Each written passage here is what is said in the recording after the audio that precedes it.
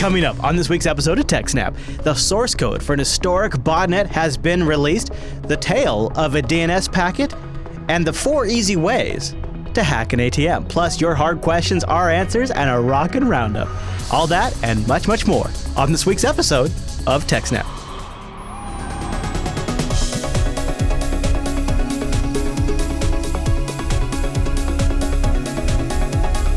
Hi, everyone, and welcome to TechSNAP. This is episode 287 of Jupiter Broadcasting's weekly Systems Network and Administration podcast. This episode was streamed live on October 6, 2016. This episode is brought to you by our 3 fine sponsors, DigitalOcean, Ting, and IX Systems. I'll tell you more about those great sponsors as this show goes on. But the downloads for this show, they were made possible by Scale Engine. Go over to scaleengine.com and check them out. My name is Chris, and joining us every single week is the man that built that Scale Engine network, our host, the admin, and the teacher, Mr. Alan Jude. Hello, Alan. Hello, Chris, everybody. Hello, sir. It is so good to talk to you. And you and I were gazing at your Lenovo laptop before the show started. Do you have that handy right now? Kind of. Nice, Alan. Nice. You got. I like the stickers on there, and I wanted to mention before we go into the show, I think we have been negligent because you and I, like when we start this show, we just go like heads down and we just do this thing. Yes, nice. It's a FreeBSD dog food one. I like the dog food one with like the tail coming off. A tail coming off the dog food bowl. That is slick. I like that TechSNAP one too. I like the clear one though. Yeah. Yeah, I like the die-cut ones. Those are the ones that get me. Those are pretty good. Yeah. Now, we have over at jupiterbroadcasting.com/Snickers. Snickers? No. Although that does sound delicious. Jupiter Broadcasting Snickers. We do have stickers. So they look like this.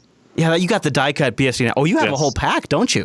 Yes. Oh, look at that. That looks good. You should get that ready to hand that out to conferences. You can get the die-cut BSD Now sticker. That's why I have a pack of them in my pocket. And we did a die-cut for the TechSNAP sticker. $4 to get a TechSNAP sticker and promote the show, jupiterbroadcasting.com/stickers. But really, go get yourself a piece of podcasting history right there. And that's a good sticker. The die-cut ones, they're vinyl. You can actually peel them off later on, and you don't get like this weird, crazy, sticky residue. And one of the things that I've done, oh, I don't have my laptop in here, but I put a vinyl backing on my entire laptop, and then I put all my stickers on that. So I have like this vinyl plaid, it's a red plaid background that I can peel off, and then I have all of my stickers. So if you're down with the stickers like we are, jupiterbroadcasting.com/stickers to grab a TechSNAP sticker. But Alan, we have a big show. That's not what I just mentioned that to give us a little buffer, to prepare us mentally for the big show that we have today. And our first one this week comes from Mr. Krebs on security, which I love because last week, one of the number one emails we got was people following up on one of the Krebs on security stories we covered last week. I'll tell you more about that during the feedback, but why don't we start with this new one, the source code for the Internet of Things botnet, and I think, how do you pronounce that? Miria? Yeah, I'm not entirely sure. It's been either way. We've gotten the source code, and it's fascinating. Mariah? Yeah. Mariah? I don't know. Mariah might be it. So yes, the source code that powers the one of the Internet of Things botnets, likely the one responsible for launching the historically large distributed denial of service attack against Krebs on security last month, has been made public, virtually guaranteeing that the internet will soon be flooded with attacks from many new botnets powered by insecure routers, IP cameras, digital video recorders, and all other easily hackable devices. Oh, well, what could go wrong, Alan? Sounds delicious. The leak of the source code was announced Friday on the English language hacking community hack forums. The malware, dubbed Mirai, or however you pronounce that. I don't even know. Mirai, spreads to vulnerable devices by continuously scanning the internet for IoT devices protected by factory default usernames and passwords or hard-coded usernames and passwords. Now, the so this is ones are even worse because that's one where you don't even necessarily know it, right? You change the default admin password, but there's a built-in support password or whatever from the manufacturer that everybody has. Yeah, that's what I was just going to ask. It would either be not changing the defaults, or it would be like a remote access. Hidden built-in one that you can't even change or something like that. That's the worst. Yeah. Vulnerable devices are then seeded with malicious software that turns them into bots, forcing them to report to a central control server, and then they're used to, as a staging ground and launch denial of service attacks and knock websites offline or send spam or whatever they want to do. An interesting quote from the person who released the code. They said, "When I first got into the denial of service industry, I wasn't planning on staying for long. I made my money. Now there's lots of eyes looking at IoT. It's time to get the fuck out." It feels like, and in some ways, IoT still feels like a new category. Like this is a brand new, totally nascent category with all kinds of issues. But from this guy's perspective, all of the fun's been had. Well, from this guy's perspective, get out before everybody comes looking for you, basically. But that's like the early adopter in the form of a hacker. Yeah. This is I have an amazing release for you. With Murray, I usually pull about 380,000 bots just by scanning Telnet. Why any of these devices have Telnet open, I don't know. Does it make you want to just smack your forehead? Yeah. It's like Telnet should have died 15 years ago. And they're being so lazy when they're using Telnet. Yep. However, after the Krebs, which he spelled Krebs wrong, he just put Kreb without the S. Anyway, after the denial of service against Krebs, ISPs have been slowly shutting down and cleaning up their act. Today, he says he pulls a maximum of about 300,000 bots versus the 380,000 before. So basically, he's like, people are catching on to this now, so I'm going to drop the source code here for everyone and go and hide, basically. In particular, it seems part of this is that by making the code public, if he gets busted and is found to have the code, he's like, well, I just downloaded it. It's available to everybody. I'm not necessarily the guy that wrote it. Right. So they might not just be, hey, here's something for all of us to learn from. It might be a little bit of, I just downloaded that thing that everybody else is downloading. Yeah, it basically is like, I'm done with this. It's covered. Let's make it hard for them to figure out who did this by just making everybody have it. Yeah. You know, what's interesting is there's been isn't that sort of the problem too with open source tools that are designed for security auditing like SQL map? So here in the US, there is this huge Department of Homeland Security initiative around hacking of a couple of local U.S. election websites. I'm not talking like the voting for the president. I'm just talking local voter registration.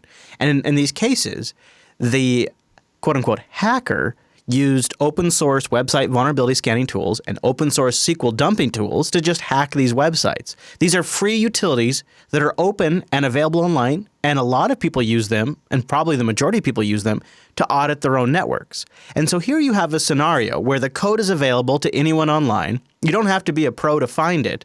It feels like this is sort of becoming the big deferral process. Like if you release the code, if you put it out there, you don't necessarily because it's not your own personal tool, you're not necessarily responsible for the possibilities that it can accomplish, the damage it can create, the way it can be used. Right, but anything that we make can end up being used as a weapon.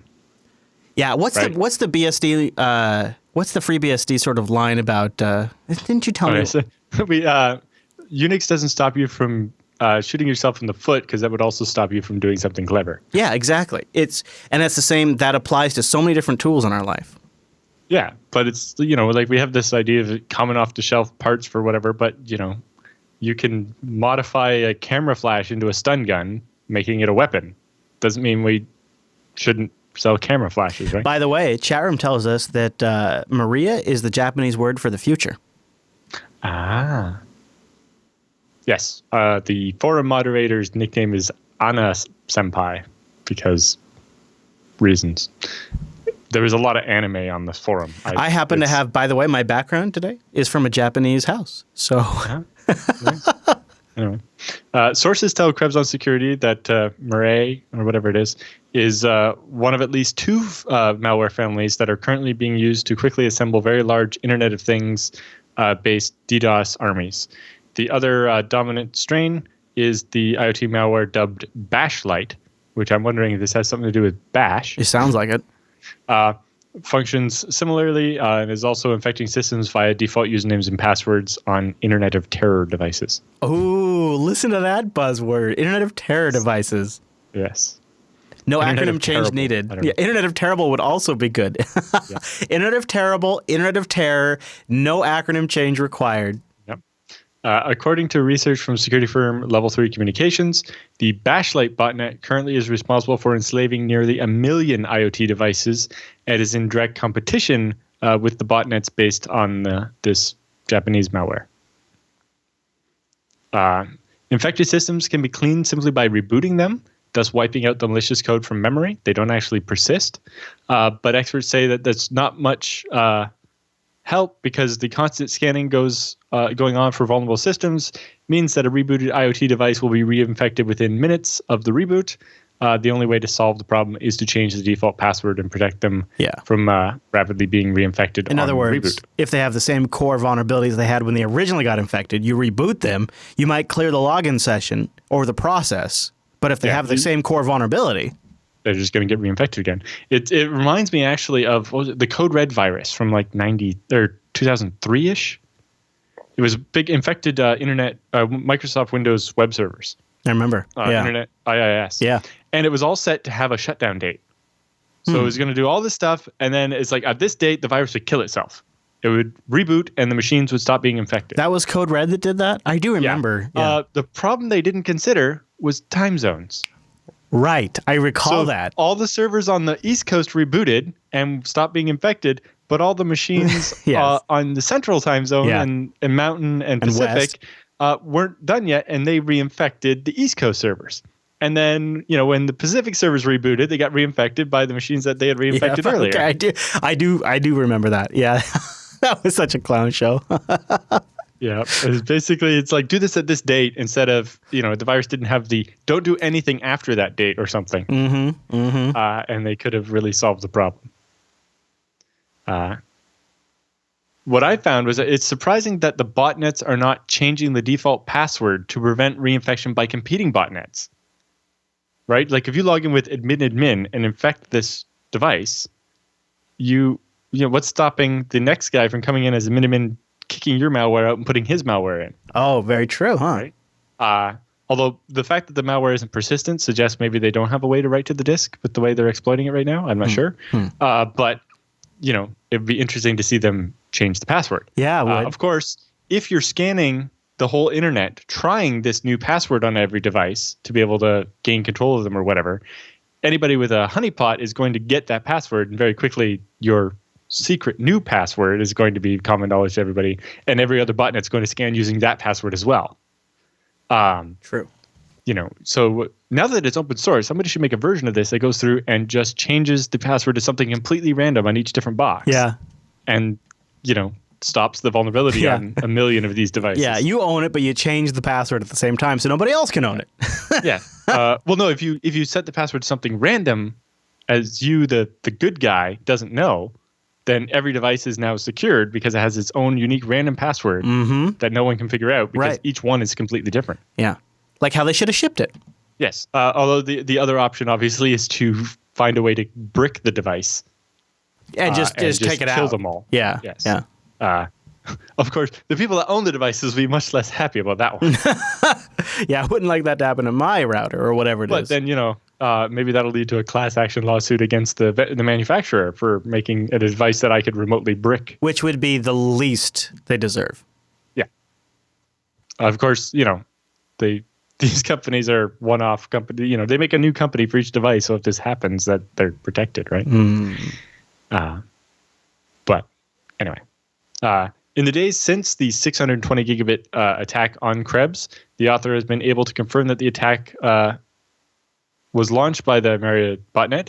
As it wrote last month, preliminary analysis of the attack traffic suggested that perhaps the biggest chunks of that attack came in the form of traffic designed to look like the generic routing encapsulation or GRE data packets. This is basically a way to send packets inside a packet to do VPNs and things of that nature. Huh. It's also what's commonly used by denial of service protection systems. Okay. Right? Normally what they'll do, like if you pay for Prolexic, is you'll set the DNS of your website to go to Prolexic. They'll capture all the incoming traffic, filter out the bad stuff, and then use a GRE tunnel to send you the good traffic back to your real web server. Right. So I wonder if the fact that it was pretending to be that type of traffic is actually partly because one or more of these mitigation companies allowed all GRE traffic and didn't filter it. because they assumed it was their own I could see tunneling. that. I could totally see that. That seems, totally possible. Yeah. GRE lets two peers share data they wouldn't be able to share over the public network itself. Yeah. One security expert who asked to remain anonymous said he examined the source code following its publication online and confirmed that it includes sections responsible for coordinating the GRE attacks. So Krebs says, my guess is that if it's not already happening, there will soon be many internet users complaining to their ISPs about slow internet speeds as a result of their hacked IoT devices hogging up all their bandwidth. This might be the one way where we can get ISPs to get more active, because this will suck up their bandwidth. Yeah. Well, enough that the users will complain. And yes, maybe the ISPs will actually do something about it because it will cost them money. Well, at the same time, they're like, oh, you know how we put usage caps on all of our users? Only so many 100 gigabytes per month? We can now charge all these people extra for having these hacked devices. This is another... Yay, free money. You just came up with another reason why I hate caps. Yep. So yeah, these IoT devices are going to be blowing people's caps and causing all kinds of problems. On the right side, if that happens, it might help lessen the number of vulnerable systems. On the not-so-cheerful side, Krebs says, there are plenty of new default insecure Internet of Terror devices being plugged into the Internet each day. Gartner Inc. forecasts that 6.4 billion connected things will be in use by the end of 2016, up 30% from 2015. And they expect the number to reach 20.8 billion by 2020. In 2016 alone, 5.5 million new things will get connected each day, apparently. I just got back from the Open Daylight Summit, and that's a whole conference about software-defined networking. And one of the biggest things driving it is the quote-unquote Internet of Things, and vendors that want to carve out entire networks for them and all of it. It is driving this huge expansion right now in networking, and it's causing a lot of companies to work together that didn't typically work together. Like Ericsson, Verizon, and Cisco are all now working together to help support this. Maybe there might be a network level solution to some of the security issues, but right now there's no solution to default passwords other than don't do that. Yep. I agree. And the problem is that it's still going to be two industries disconnected. You might have a networking industry that's on top of it. You might have ISPs that have entrenched interest in not letting machines get compromised. But at the end of the day, you're still going to have Chinese manufacturers spitting off some crazy Internet of Things connected device from door locks to lights that will have default usernames, default passwords, and compromised by default routers and networking and usernames and security stacks. I mean, the list goes on and on. It seems like there's too many different industries working at different end goals. It's just not. There's never going to be any harmony here.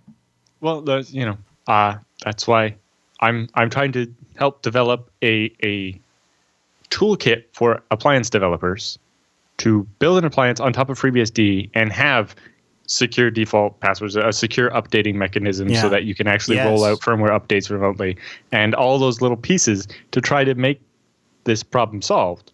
And so that when an appliance vendor goes to do this, they don't have to invent their own and spend a bunch of time and money building these features. Yeah, because they want to make the device as cheap as possible. And if FreeBSD could solve that for them, then that would make FreeBSD way more attractive as an OS to go with. If an issue like behind the project. Yeah, exactly. It's brilliant because security is, I hope, eventually going to become one of the primary factors that these guys market their products on. That they've taken care of this problem, and if FreeBSD is ready, essentially where the puck is already going to, it might just be the kind of thing where they go, well, we need to solve this, and Linux isn't doing it. I just read a stat for Linux Unplugged where it's something like 3.6 years is the average Linux kernel vulnerability that remains in the wild simply because the vendors don't release patches, especially when it comes to embedded devices.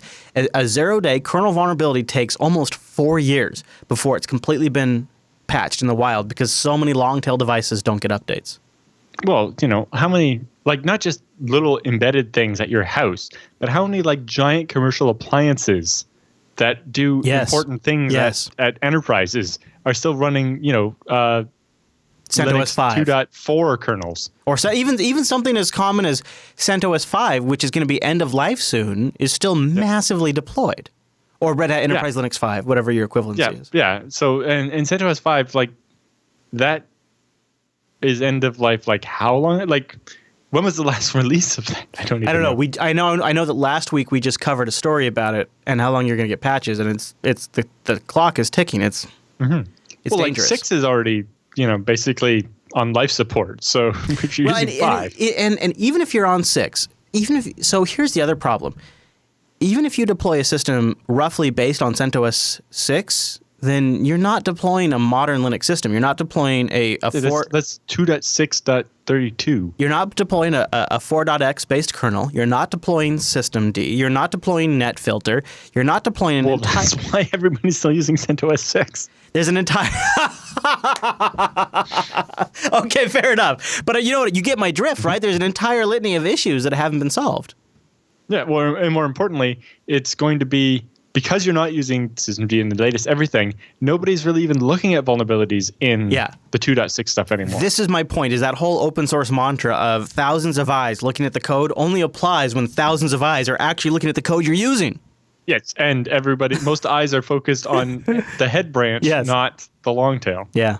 That's why FreeBSD is changing its release model to support releases in a different way to solve part of this problem. The old policy was, even numbered releases were 1 year and odd numbered releases were 2 years for the point releases. So like 10.1 would be for 2 years and 10.2 was for 1 year and so on after its release. But that currently means that right now we actually support FreeBSD 10.1, 10.2, and 10.3 concurrently. Whereas the new model will be like, when we release 11.1, 11.0 stops being supported 3 months later. You have 3 months to upgrade, and then you're off. Is there an implicit guarantee that the upgrades will be smoother with a tighter window like that? So if you're going with the point release, you don't have to touch any third-party software. It will just continue to work. So like all your packages are completely compatible. Whereas when you go major versions, that's when things make a change. Yeah. And we guarantee that the major version so if you start with FreeBSD 11, it will be supported for 5 years. You're just expected to do the minor updates. That makes sense. Yeah. That's sort of like Windows in a sense, where you're expected to do the service packs after a while, or realistically, like if you think about it, it's just enough where you can encourage people to keep the update window, but tell them the major version will remain stable. The big changes, the big picture stuff will remain the same. I think that's we're not going to anything that worked on 10.0 continues to work on 10.3. I think that's a good approach for the whole 5 years. Yeah, I think that's a really good approach. But this way, the security team doesn't have to try to deal with backporting fixes to FreeBSD 10.1, which is from years ago, like 2 years ago, and nobody's using it. Yeah, you can move forward. Well, any other thoughts on the story? No, that's the end of that story. It's interesting how we do keep kind of chewing around this core issue, and as more and more devices ship, the realities of the problem, look at what happened to Krebs. The realities of the problem are here now. And when we started this show 287 weeks ago, this was an issue that was patently avoidable. Like, we were talking about it years ago and saying, look, we have to avoid this problem. And now here we are, 287 weeks into this thing, and guess what? Yeah, I really expected the number of like default passwords and worse the hard coded passwords to go down. I know. Like we made fun of those like embedded or those hardened switches for like running traffic lights and so on that were just terribly insecure. Yes. It's like, why is this still happening? I know. What are like? I understand the life cycle for building an appliance is like 2 years. Yeah. And so, even if everybody started making perfectly secure by default IoT devices now, we wouldn't start seeing those devices for like 2 years. Right. And by then, yeah, but they're not. So if we don't fix it now, and that's only for the short life cycle stuff. Some of this like industrial control stuff, you're talking much longer cycles, and also just decades. The companies that the people that buy them only buy new ones every 15 years. Yep, absolutely. Like the things that control valves for oil pipelines and so on. I really believe we are the generation, and maybe it'll be multiple generations. God, I hope not. But we are the generations so far that are suffering from this transition from fully analog valve switches that were valve based, and you cranked a thing to devices that have a motor connected to them, and that motor has an IP address at the end of it via some device, and that is That is a way bigger transition than we realize, because we are literally going from like a kinetic thing to something that can be digitally activated. And I think it's going to take us. I think we're just too stupid as a people. I don't mean to be so harsh about it, yes, but it's just going to take us a while. Well, the bigger problem is the 2038 problem, right? So because of the way Unix counts time, it uses a signed 32-bit integer. Yeah. It means on January 19th of 2038, that number's going to overflow and it's going to think it's 1970 again. Right? It's the real Y2K problem. Yeah. Basically. And yes. So like people have done experiments, like buy a CD player from off the shelf at your Best Buy that actually has a clock in it, that has the date, and tell it that it's, January 19th on 2038. Yeah. And then wait an hour and a half for it to flip over and then watch it completely break and not work anymore. You've basically just bricked the CD player. Yeah. Imagine that happening to the pipe controller that runs the oil refinery. I don't know if that's worth it to me. I love technology, and I try to put it in every aspect of my life as possible to make life better, but... The problem is, so we know we have to fix this, but we're putting it off because it's like, oh, it's 2038. It's like, but if the devices only get refreshed every 15 years, and we need at least 2 years to develop the new version of the device, then, we really got to get it on this stuff. I know. Or it's not going to happen. Yeah. And you have to wonder, you hope that some places are saying to themselves, it's just not time to jump in. We'll keep a few extra jobs on hand, and we'll have people manually doing this stuff until this is really sorted out. Or, part of me has to believe that there is a rationale that takes over for people that are really creating systems that are ultimately like super critical, and they're saying to themselves, let's not connect this entire network to the internet. I have to believe that's still happening. But we're not even talking about connected to the internet in this case. It's just that it's literally a ticking time bomb that's going to stop working. And in 2030, yes, you're right. Yeah. In 2038, yes, you're right. And the fact that we need to address this soon, otherwise the fix won't be in place in time because it takes 15 years for these devices to be refreshed. That's probably the best point, is that the frickin' long tail it takes for patches. We have to start thinking about this more than a few years, more than just a couple of years out, more than maybe even 5 years out. Like 20 years ahead of time to solve this certain problems. Yeah. Jeez, and you look at the Canadian nuclear reactors were originally based on a VAX. And so they run the VAX software in a VM on top of a PC now. Oh, really? Yes. Instead of refactoring the VAX-dependent code. Yeah. Yeah. Because that was the cheapest solution. I've worked in environments where that's the case, too. And, maybe that's good enough. The VAX wasn't especially fast, so virtualizing it isn't really hurting performance. And if you can properly protect the virtualized host... But the requirements of what that host is expected to do are probably going to leave it vulnerable in some way or another, in some capacity. If it needs to communicate with the network... Is it running Windows XP and then running VirtualBox? If it has to take remote connections and... there's just certain inherent things that system has to be able to do that leave it vulnerable. And the bigger question is, what OS is it running and how reliable is that compared to a VAX? A VAX is not going to crash very often. Sure, but really all you need to own is the VM. You don't need to own the host system. You need to own the VM, and then you got a VM on probably a great piece of hardware that's controlling super critical stuff. It's got a best case scenario, so it's not really great either way. Well, your biggest advantage currently is that if somebody gets access and they're on the VAX, they're not going to know what the hell to do because it's a VAX. Yeah, good point. Yeah, this is really, honestly, the moments like this when you think about these big picture stuff, this is the time where I really appreciate companies like IX Systems. IXsystems.com/TechSNAP. They're thinking about this stuff, big picture, long-term stuff, and they're really, really good about setting up great partnerships. I'll give you an example. They have been able to include these incredible Intel processors from the day these things became available to the market to build some of the best products around. They have deals with the hard drive manufacturers, with the motherboard manufacturers, with the case manufacturers. They have interconnections with the community, the people that work for them. They really have been able to build a company since before the dot-com boom and create a company that's great for you to rely on for your hardware needs. IXsystems.com/TechSNAP. Go there, IXsystems.com/TechSNAP to support this show and learn more. Grab yourself a little IX hardware for your next build. This is a really, really great way to go. It's one of those like career-saving moves. I have been in a position where I've recommended this hardware OEM or that hardware OEM. In each case, they've had issues, and I wish back in the day I was recommending IX Systems. I love it when there's a solution I can get passionate about because I really get this company and I get what they're trying to do. IXsystems.com/TechSNAP. Go check out their storage servers. Go check out their IX rack, which is totally incredible. And visit their blog to find out what's going on sort of the cutting edge. Mr. Michael Dexter just posted the OpenZFS conference roundup that he attended. He went there, and look at this, Alan. He's got a day-by-day breakdown of the event. This is a good way to approach something like this, including day zero, which is the social stuff. Yeah, this was the night before the event started. A bunch of people just met up for drinks or whatever at the bar. And then they had day one, which was at the Children's Creativity Museum in San Francisco. So they had the talks, different speakers kind of speaking about different things, including a keynote about ZFS on Linux.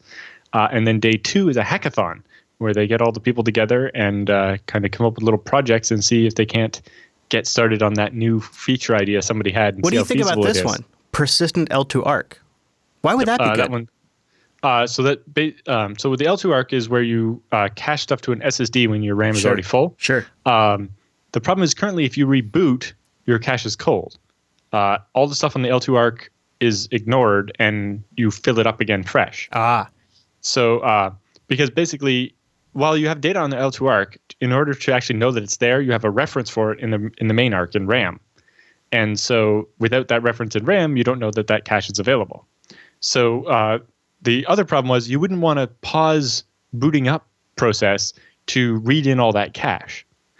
So this persistent L2 ARC project will basically start a background thread that'll go through what was already on the L2 ARC and re-add the references into RAM, and that will allow you to get back to that faster state with the higher cache hit ratio more quickly. So that after a reboot, your file server doesn't suffer from depending on your workload, you could be so dependent on those L2 ARC devices that you have to do them. Basically, you have to use them to get the performance you need because you can't fit more than a couple of terabytes of RAM in your machine. Looks like also Matt Ahrens did a discussion about device removal, which is particularly of interest to me. A lot of good stuff going on there. So look at Michael Dexter doing a great write-up here. Yeah. Hats off to him. And I spotted a bunch of other people I know in the picture there. Yeah, I bet. There. I'm looking at Alexander Moten, who works for IX and does a lot of the work to keeping ZFS code in FreeBSD up to date with the upstream repo and dealing with the integration and so on. Yeah. IX Systems is really at the cutting edge of all of this. And I got to tell you, both Al and I have worked with a lot of different hardware over the years. And there's nobody we recommend like IX Systems, the only sponsor that we've pleaded with to come on our show because we love them so much. IXsystems.com/TechSNAP.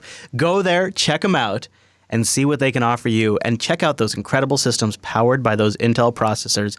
Talking about two different companies working together to totally kill it. I should have more pictures of hardware from them soon. Ooh. They've started building some new video encoding servers for us. And Alan. We'll also get here in a couple of weeks. Oh, Alan, I can't wait. I cannot wait. Also, I'm super excited about MeetBSD. MeetBSD.com is going on between November 11th and 12th.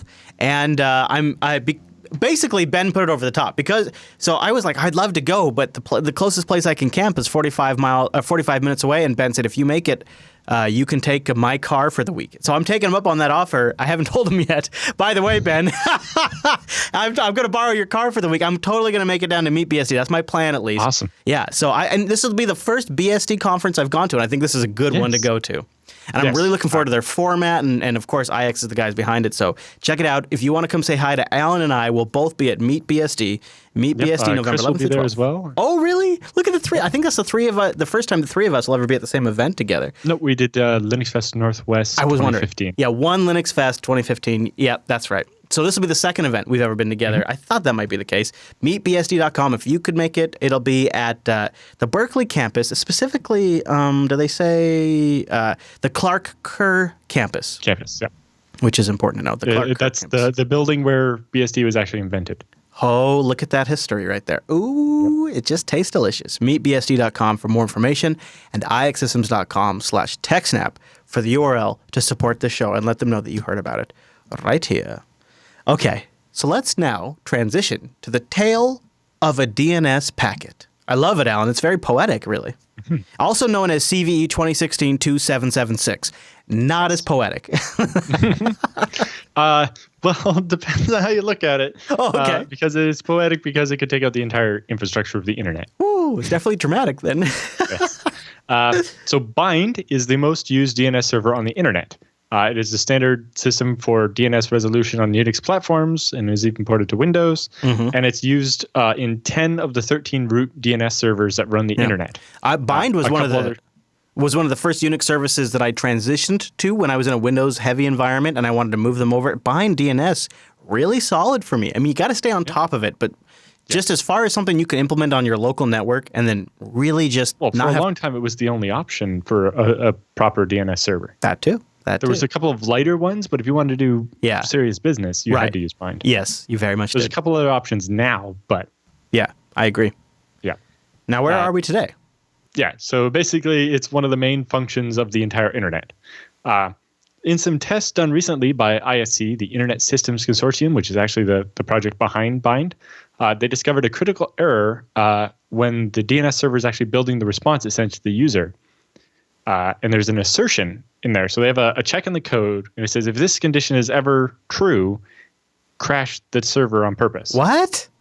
Yeah. Well, there's a lot of these in Bind, especially starting with Bind 9, because the idea was that if somebody's about to do something that could exploit the server, crash instead, and don't let them, run malicious code or something in the DNS server.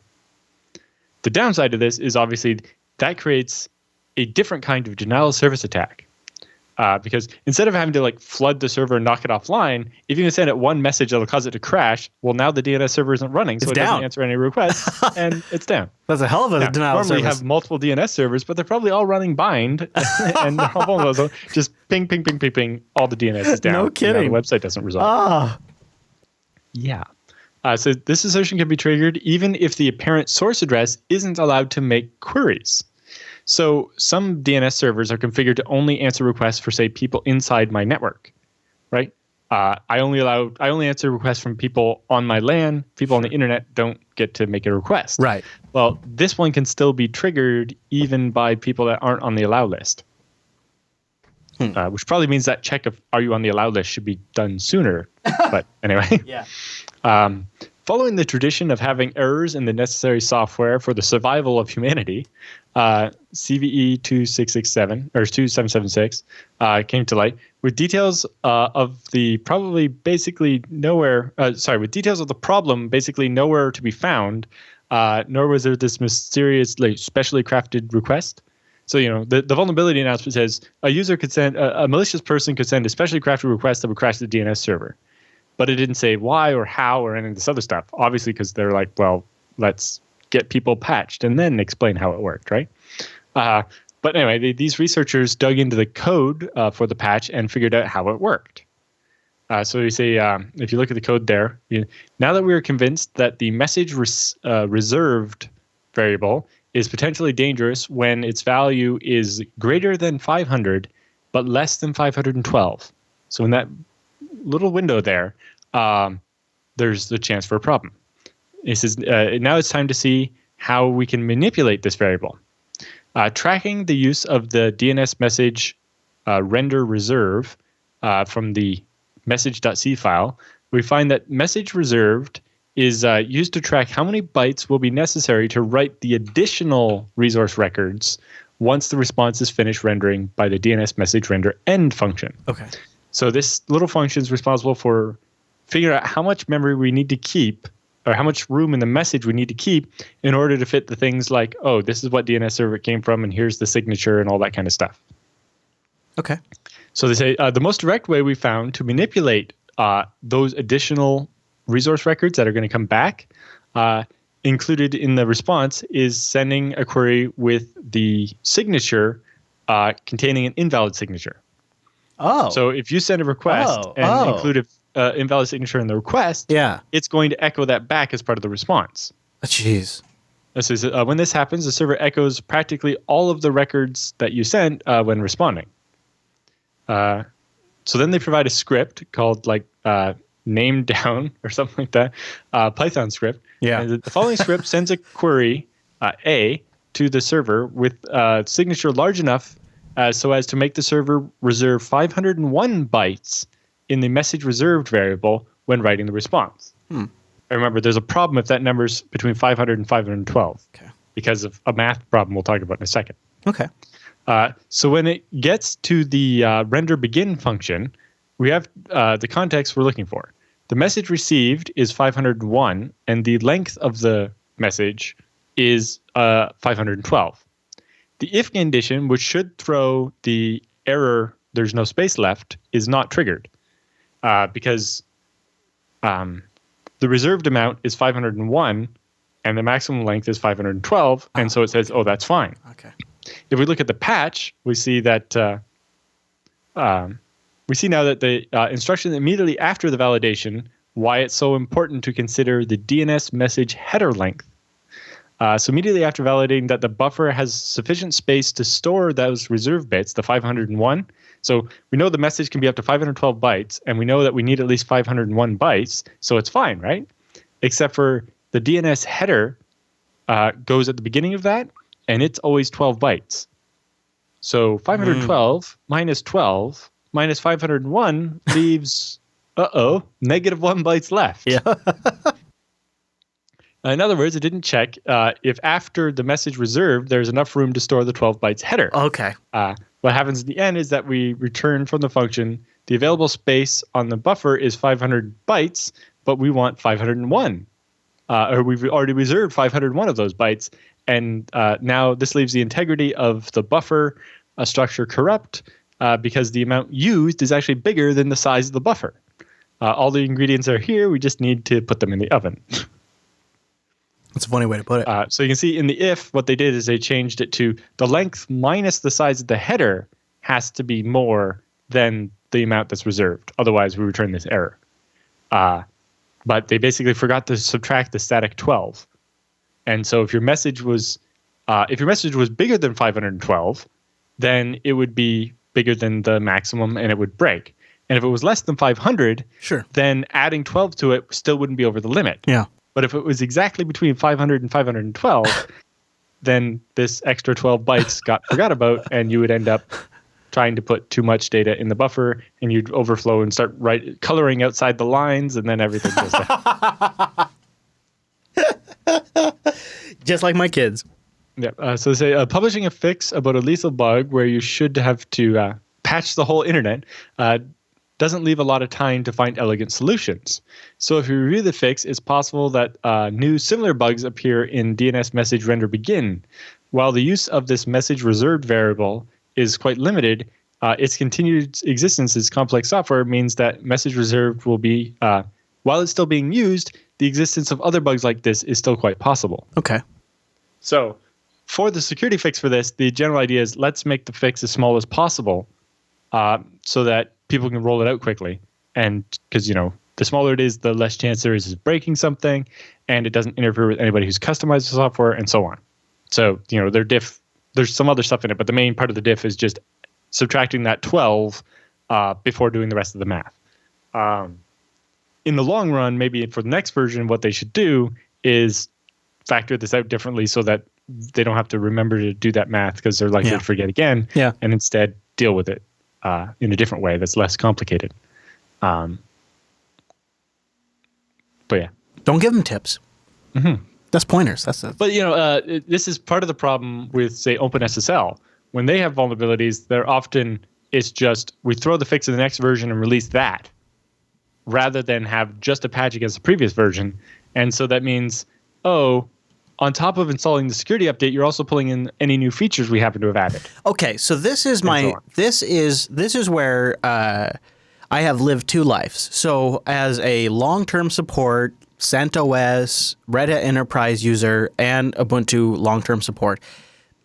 Full disclosure, I have had the most experience with Red Hat Enterprise supported products in my professional life. And one of the things that Red Hat does is they take, let's just go with OpenSSH. They take an OpenSSH release and they backport the fixes. And for the most part, that generally is pretty bulletproof.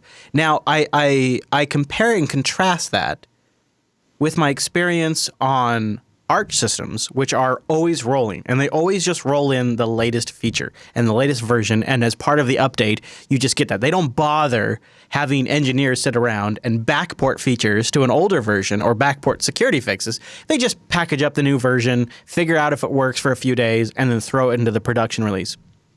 And ironically, Alan, the version I've had the least issues with is the latter, the rolling version, the one where they give you the newer version of OpenSSH or OpenSSL. Like for some reason, and it goes against every single principle as an IT person I hold dear, but for some reason that has actually been the more reliable, the more stable. Yes and no.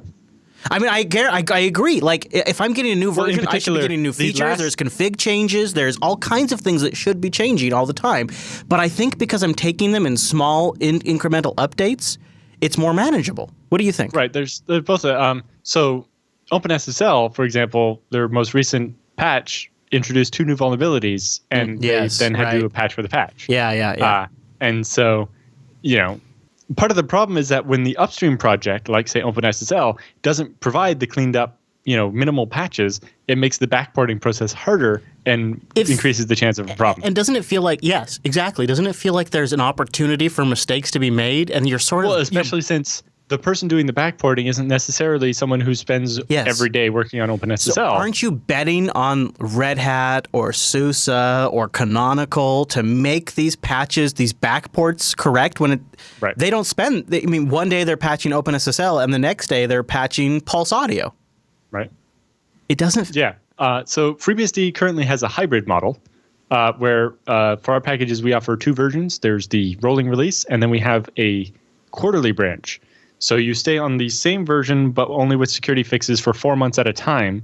So you only have to deal with the possible breakage of, we bump to the next major version of Vim, and so the color highlighting doesn't work. Or we bump to the next version of postfix, and so the way you have to do SFP records is completely different. Or the way you set up the checking of SFP is actually a separate daemon that you have to configure, and if you didn't know that, then it's going to stop checking that, and you're going to get a lot more spam. When I ran large-scale Samba file servers, even the smallest changes in how Samba functioned or how it or defaults that would change in the config files would be massive changes to me. But now, 10 years later, I don't actually feel like that's the case anymore. I feel like there's part of it, we've stabilized things and hopefully, especially if you update once every 4 months, the chance of the change being radical is a lot less. Whereas if you, are jumping from CentOS 5 to CentOS 7, you're going to have a hell of a time. Right, yeah. And so that's why the idea of giving you the security branch where we're going to not surprise you, but expect you to take the big jump once every 4 months or 3 months. That is a little easier to swallow than every time you go to install a patch, something might change radically, right? I agree. Because that's how you get people not installing patches. Right? Because it's like, I can't install this patch because it's going to break my mail server. Or this default behavior will change. The behavior will change. Well, in FreeBSD, we have this thing called POLA, the policy of least astonishment.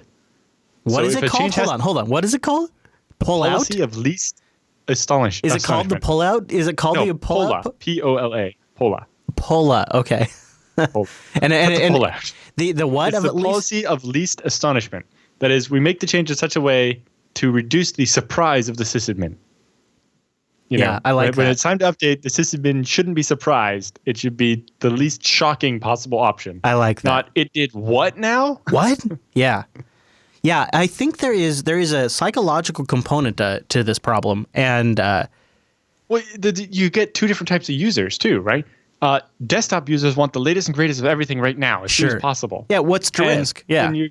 Maybe on your server side, it's like, well, I want all the performance fixes and some of these new features, but I also want my mail server to not just break tomorrow when I update or my file server. Yeah. And so, there's a lot of different sides to the coin, and it's hard to balance those all the right way. I just wish there was more money and time and energy spent on auditing this stuff.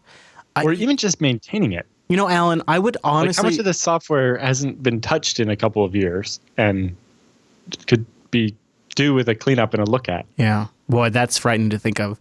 But I would love to see a third-party company come along, or somebody who is truly independent and look at Red Hat's patches, Canonical's patches, Debian's patches, Fedora's patches, SUSE's patches, and honestly tell me, are they actually, by backporting, are they actually fixing the problem? Are they true? I mean, I all I have to go on is the trust of the company and their word. There's nobody that's actually verified that backporting fixes the problems. Right. Yeah, it can get a little complicated, but it's because the Red Hat guarantee is that we're not going to change anything up from underneath you in a major version. Yeah. Right. If you have CentOS 6, it came with PHP 5.2, and you wrote your app on that, and we're not going to suddenly one day upgrade to 5.6 where you can't pass call time references anymore, or something like that. I think I would argue that is not sustainable.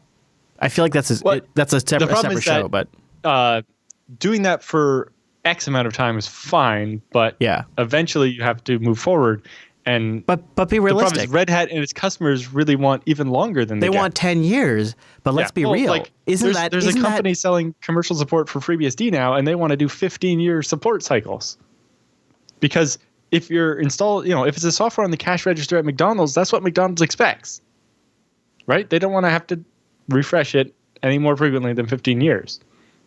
Yeah, but if you look at the last 4 or 5 years and look at how mobile has changed connectivity, or you look at how much internet connectivity has increased in the last 5 years, that's not a sustainable approach. Someone using Android 1.x for 15 years? Let's see that happen. Great point. Great. I mean, that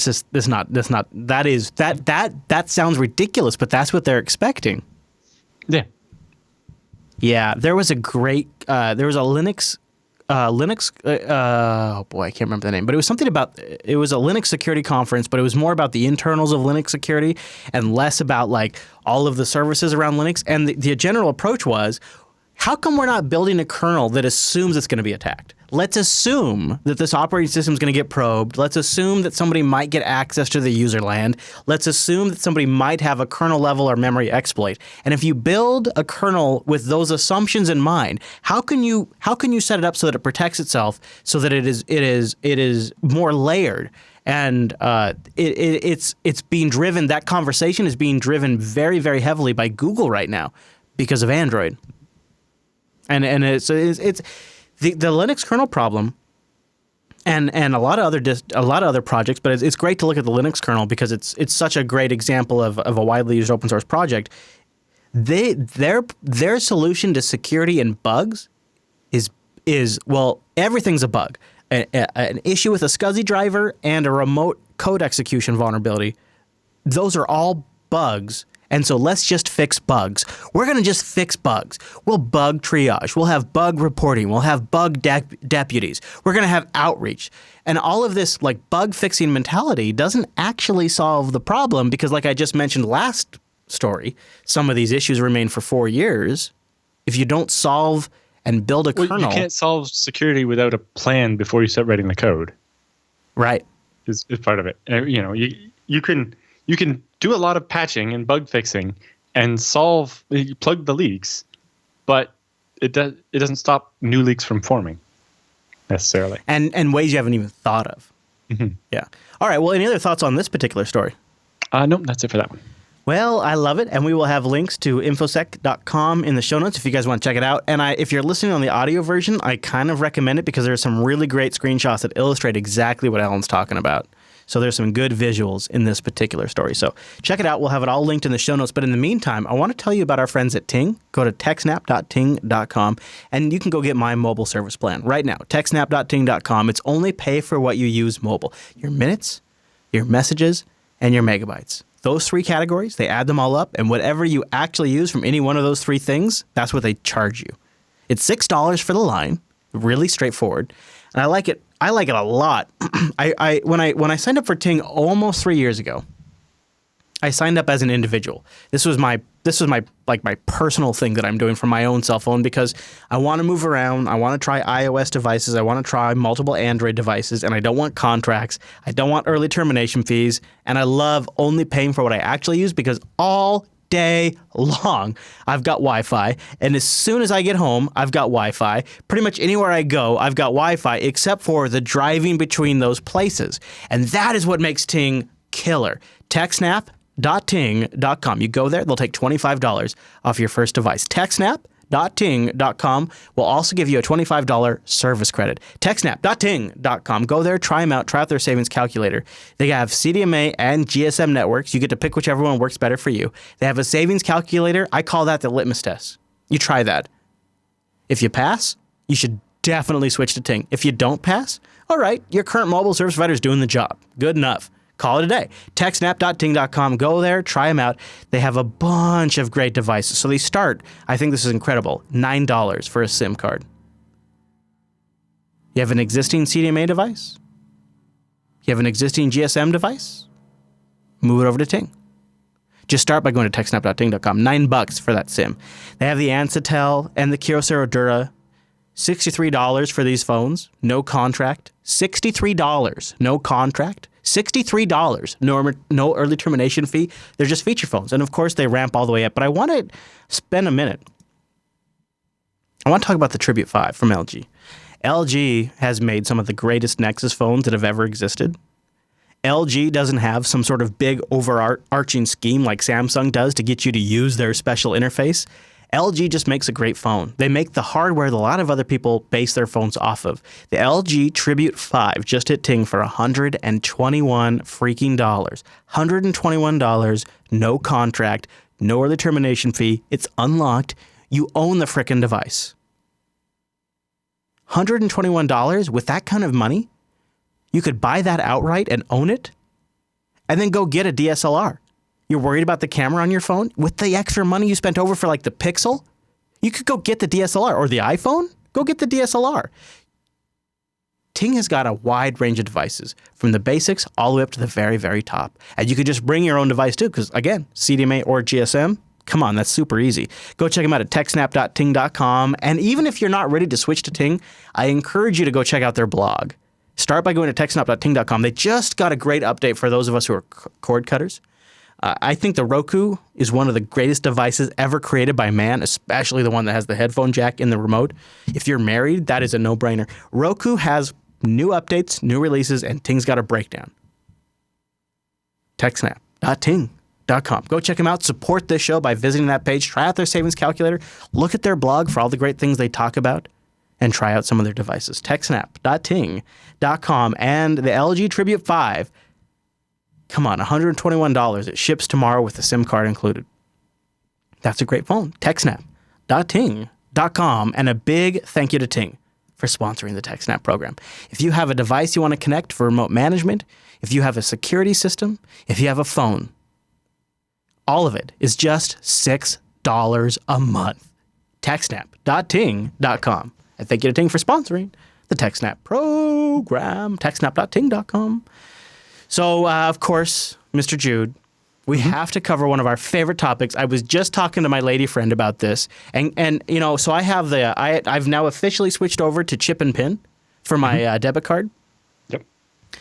I think that the number one thing I'm disappointed in is all of the systems that don't require chip and pin, I just still swipe my card like a regular debit card. Today, I bought gas, and I swiped the card with the chip and pin.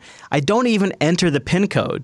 And I just bought $60 worth of gas. Well, if it's a swipe, then there's no PIN ever. Yeah. But this particular topic, ATMs, skimmers, and all of it has been an ongoing area that we've covered. And Kaspersky actually put their money where their mouth was. Maybe they got a little investment from Putin. I don't know. They went out and they actually recorded real life people getting hacked on ATM skimmers and all kinds of stuff that we talk about constantly on the show, like real world stuff. Well, this one's specifically about jackpotting ATMs. So I think these were ATMs that they bought and set up. Okay, all right. So what is a jackpotted ATM versus like an ATM skimmer? Like, what's the difference there? Well, so a jackpotted ATM is where you can walk up to the ATM like it was a machine at the casino, whatever it's called, slot machine. Yeah. And press a button and have it go jackpot and just spit out money. Right. The term comes from a old like black hat conference where a guy had one that dispensed gold bars and just walked and just poop and starts popping out gold bars, right? Okay. All right. That sounds like my kind of ATM. Jackpotting an ATM means basically walking up to an ATM and having it dispense money not from someone's account, just having it spit out the money that's in the machine. Dump the money in the machine. Okay. All right, I got it. Okay. So method 1, the fake processing center.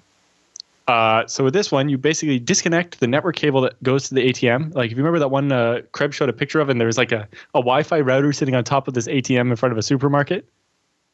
So you can just see the guy just walks up to the router on top of the ATM and unplugs the back of the network Ethernet cable that goes to that's the key cable that goes to the ATM, and plugs it into his little Raspberry Pi with a battery he's got there.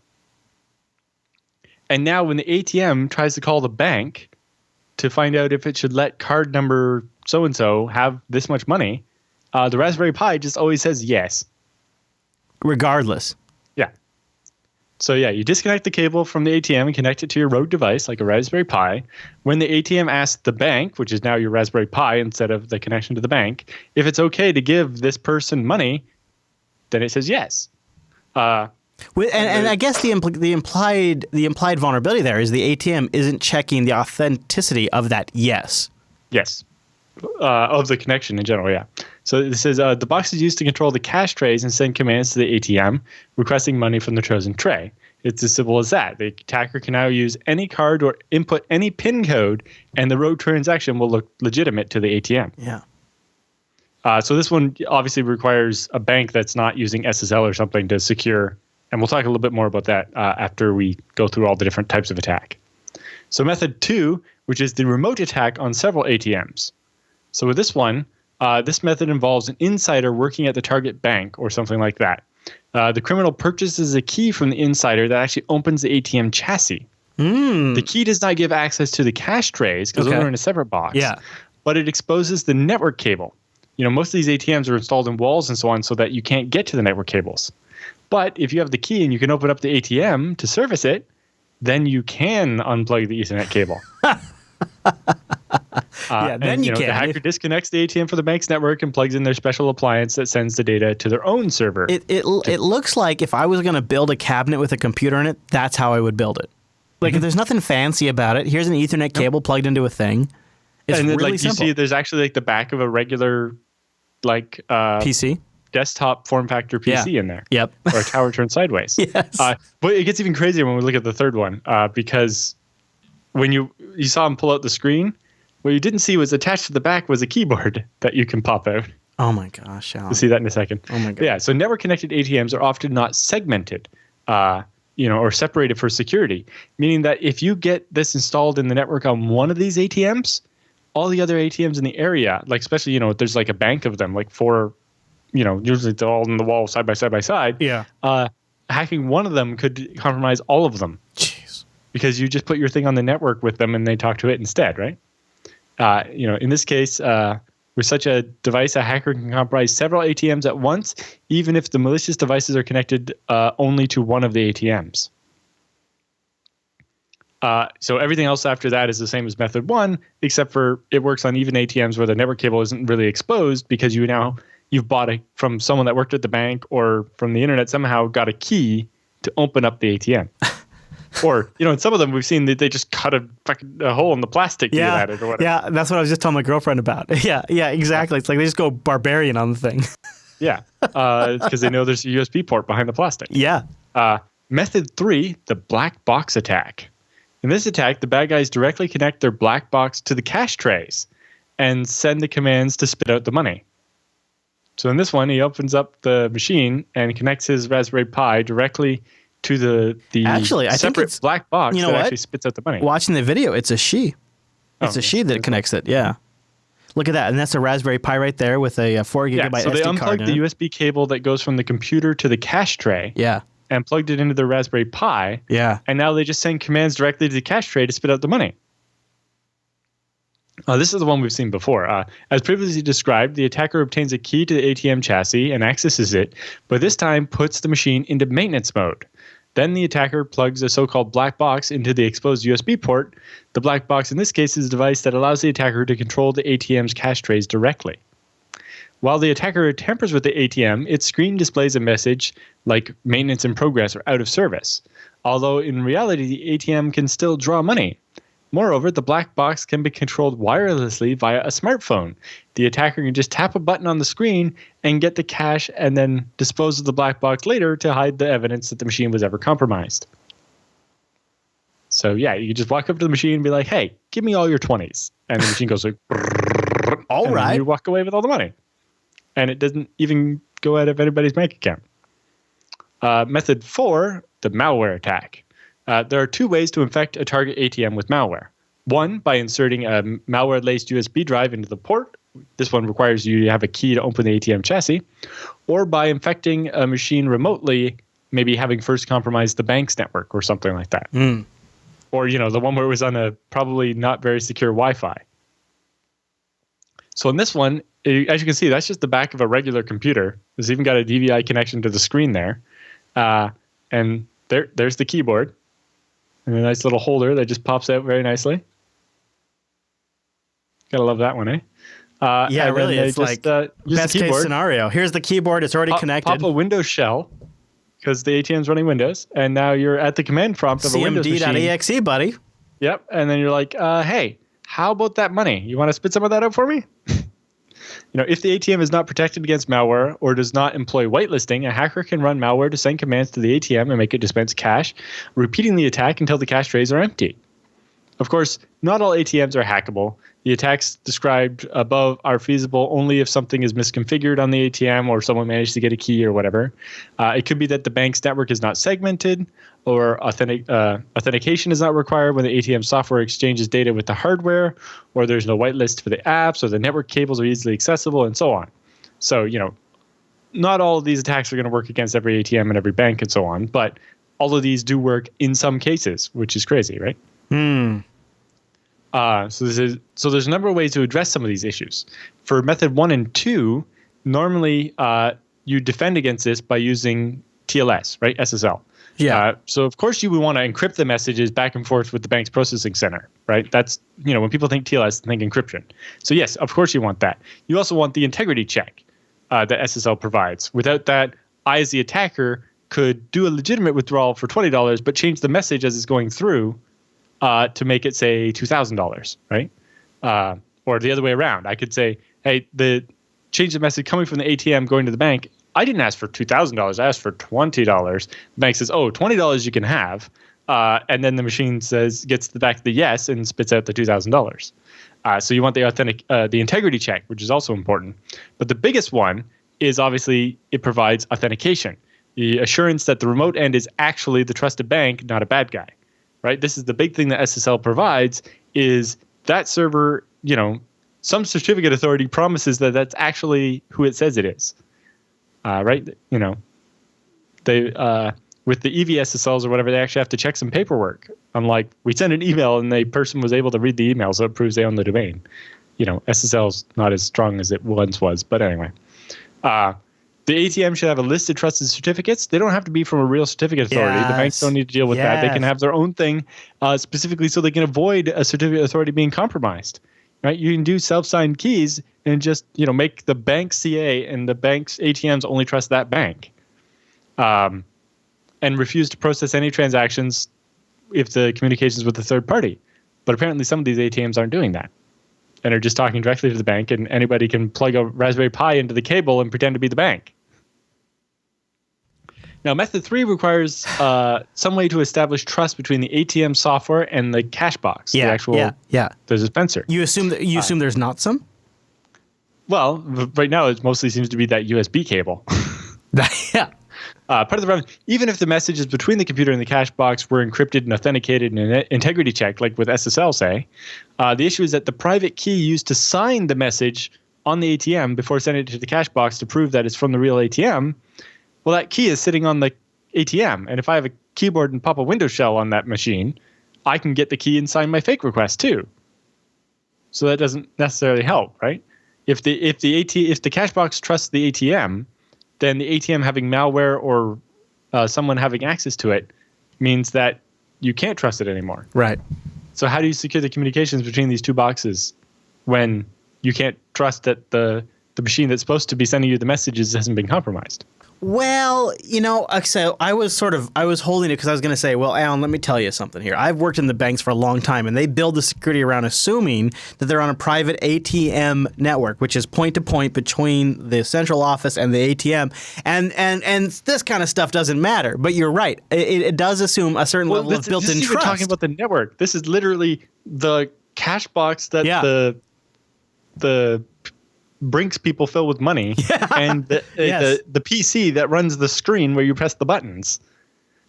If I can get a keyboard and run commands on the Windows command prompt on that machine, then it shouldn't be trusted anymore. So one possible solution to this is that the ATM sends the request to the bank signs it with their key, and then that goes to the cash box, and the cash box will only issue money if the bank said it was okay. And the key the bank uses isn't on the ATM anywhere. Then maybe it would work. But usually these cash boxes don't have a whole computer and operating system in them, right? They're a little like a microcontroller or something that just gets told, flip out this many bills from this tray. They don't have a whole operating system where they're going to do SSL verification or signature verification to make sure that the command is actually legitimate. It's like, how many different computers do you need in the ATM in the end? Yeah, exactly. And then method 4, which is I stick a USB stick into the ATM and it's got a virus on it and I take over the Windows machine. Solving that, basically you have to use software whitelisting. Basically where the code has to be signed by a certificate trusted by the bank, and then the ATM will only run software that the bank's that the machine can verify actually came from the bank, not from just rando people. You don't feel like the core issue here is that they're using generic PC hardware with generic PC operating systems? Using a specialized computer would just be security by obscurity, right? Yes, absolutely. I mean, they'd have to keep it updated. Common off-the-shelf stuff is fine. They just have to, enable software whitelisting and actually sign stuff and actually use SSL, right? Yeah, I agree. I mean, it just never happens. Yeah. So, it would be a lot harder for the bad guys to get malware into the ATM if the ATM only trusts the software signed by the bank. Mm-hmm. Of course, if they can hack into the bank and sign their malware and then use the bank to distribute it to all the ATMs, that doesn't help. But you can reduce the attack surface a lot by doing this software whitelisting. I think part of the problem is that these guys that manufacture the ATMs software and the hardware themselves, they have to sell them from everybody from like Bank of America to some small independent bank that only has 5 branches. Well, it's not even that. It's that you get these ones in the convenience stores that aren't from a bank at all. Yeah. And especially the ones that are literally for-profit ATMs. Right, where it's like you ask it for $20 and it takes $22.50 and keeps it in the store. The guy that put it in the store gets half the money or whatever. $22.95 actually. Yeah. Uh-huh. Yeah. It sucks. I haven't used one of those ATMs in a long time. It sucks, and there's it's worse in Canada. You get charged an extra fee if you use one that's not from your bank. Yeah, that happens here too. Yeah, that does happen. So I there might be a bank fee. Try to find the one by my specific bank, and I have slightly more trust in it. I hate that, actually. Yes. $3, $2.95 is a very, very common ATM fee here. Yep. It's ridiculous. I almost wish they'd charge me the 5 cents, just make it $3, so that way they'd be honest about the fact they're trying to make me feel better about $3. Yeah. They're trying to make it look like it's not $3. Yeah, they're trying to trick me. Mm-hmm. All right, any other thoughts on that guy? No, that's it for that one. All right, then I'll tell you about our friends at DigitalOcean. In fact, if you go to DigitalOcean.com and take advantage of their great infrastructure and spin up a rig, just use our promo code SNAPOcean. It's one word, lowercase, all together, and get a $10 credit. Now, you can spin up a rig for $5 a month. They give you 512 megabytes of RAM, 20 gigabyte SSD, 1 CPU, or a terabyte, or including a terabyte of transfer. But I was going to say, really what I would do is I would look at their hourly pricing where you can really mess around with some serious hardware. And with our $10 credit, it's not going to cost you anything. Just use SnapOcean. DigitalOcean is a simple cloud hosting provider dedicated to offering you the most intuitive and easy way to spin up a server. Now, easy doesn't mean it's dumb. Easy just means it's not going to take a lot of your time. And they got data center locations in New York, San Francisco, Singapore, Amsterdam, London, Toronto, Germany, India, etc. I got them all over the world. And they have a great interface to make it all possible. Very simple, very straightforward, and an API that frickin' rocks. And the reason why I mentioned the API, you start with the interface, you spin up the rig, but then once you actually have in production, that API is so nice. It's very good. It's one of those things where I don't often interact with the DigitalOcean website anymore. I have to mention it for the ads here, but I don't actually use the website UI much because we've built tools here at JB around their great API. DigitalOcean.com. Use their promo code SNAP. I love your IRC bots to turn droplets on and off. Yes, yes. Droplets on and off via the IRC bot. Also, if you're watching live, you can vote on the topics. Also powered by the same kind of thing. Backend, we just use the API to have these systems available when we need them.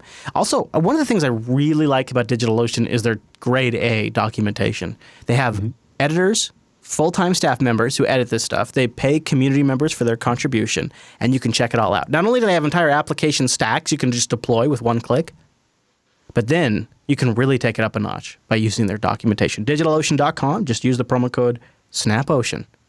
Go try it out, spin up a rig, try something out, experiment. In fact, even when I would launch, my desktop has frickin' KVM, and I use GNOME boxes. I could spin up a virtual machine on my own.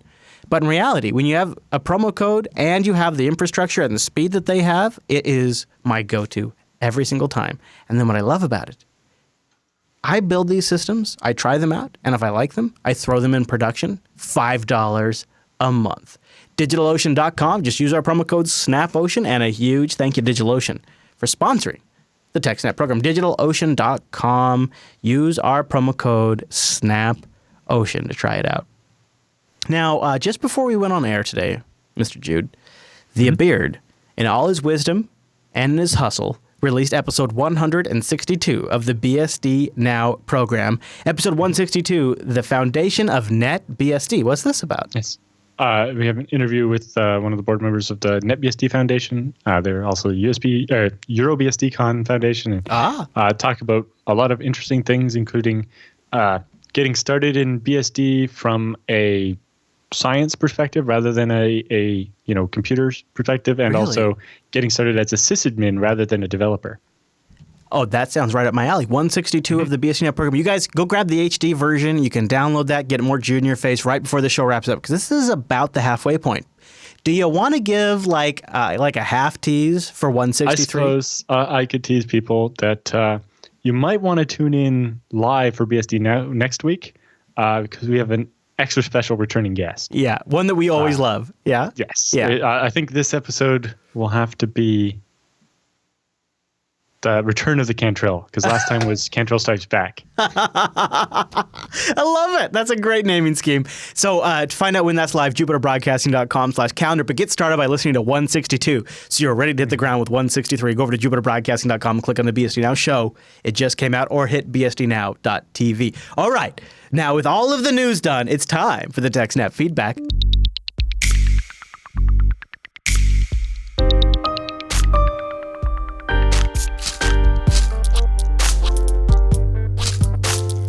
Thanks for sending your emails to TechSNAP at jupiterbroadcasting.com, or popping that contact link at the top of the Jupiter Broadcasting website, or maybe you started a thread at techsnap.reddit.com. And Andrew writes in our first question of the week, and it's about MySQL replication, probably on the minds of many of our listeners out there. He says, could you please explain how MySQL or MariaDB replication works? I know there are different ways of configuring it, master to master, master to slave, and so on, but I'm really not understanding how this works. How does each node communicate? Is it via SSH, other magic? What are the binary logs, the bin logs? And how do you add new nodes? Thanks. Right. So, in MySQL replication, there's part of the confusion is there are actually different kinds of replication, but the most common one that would just called MySQL replication. What happens is on the master, you enable binary logging, and basically what it does is every time somebody does a query that changes the database, it writes that query into the log file, into this binary log file.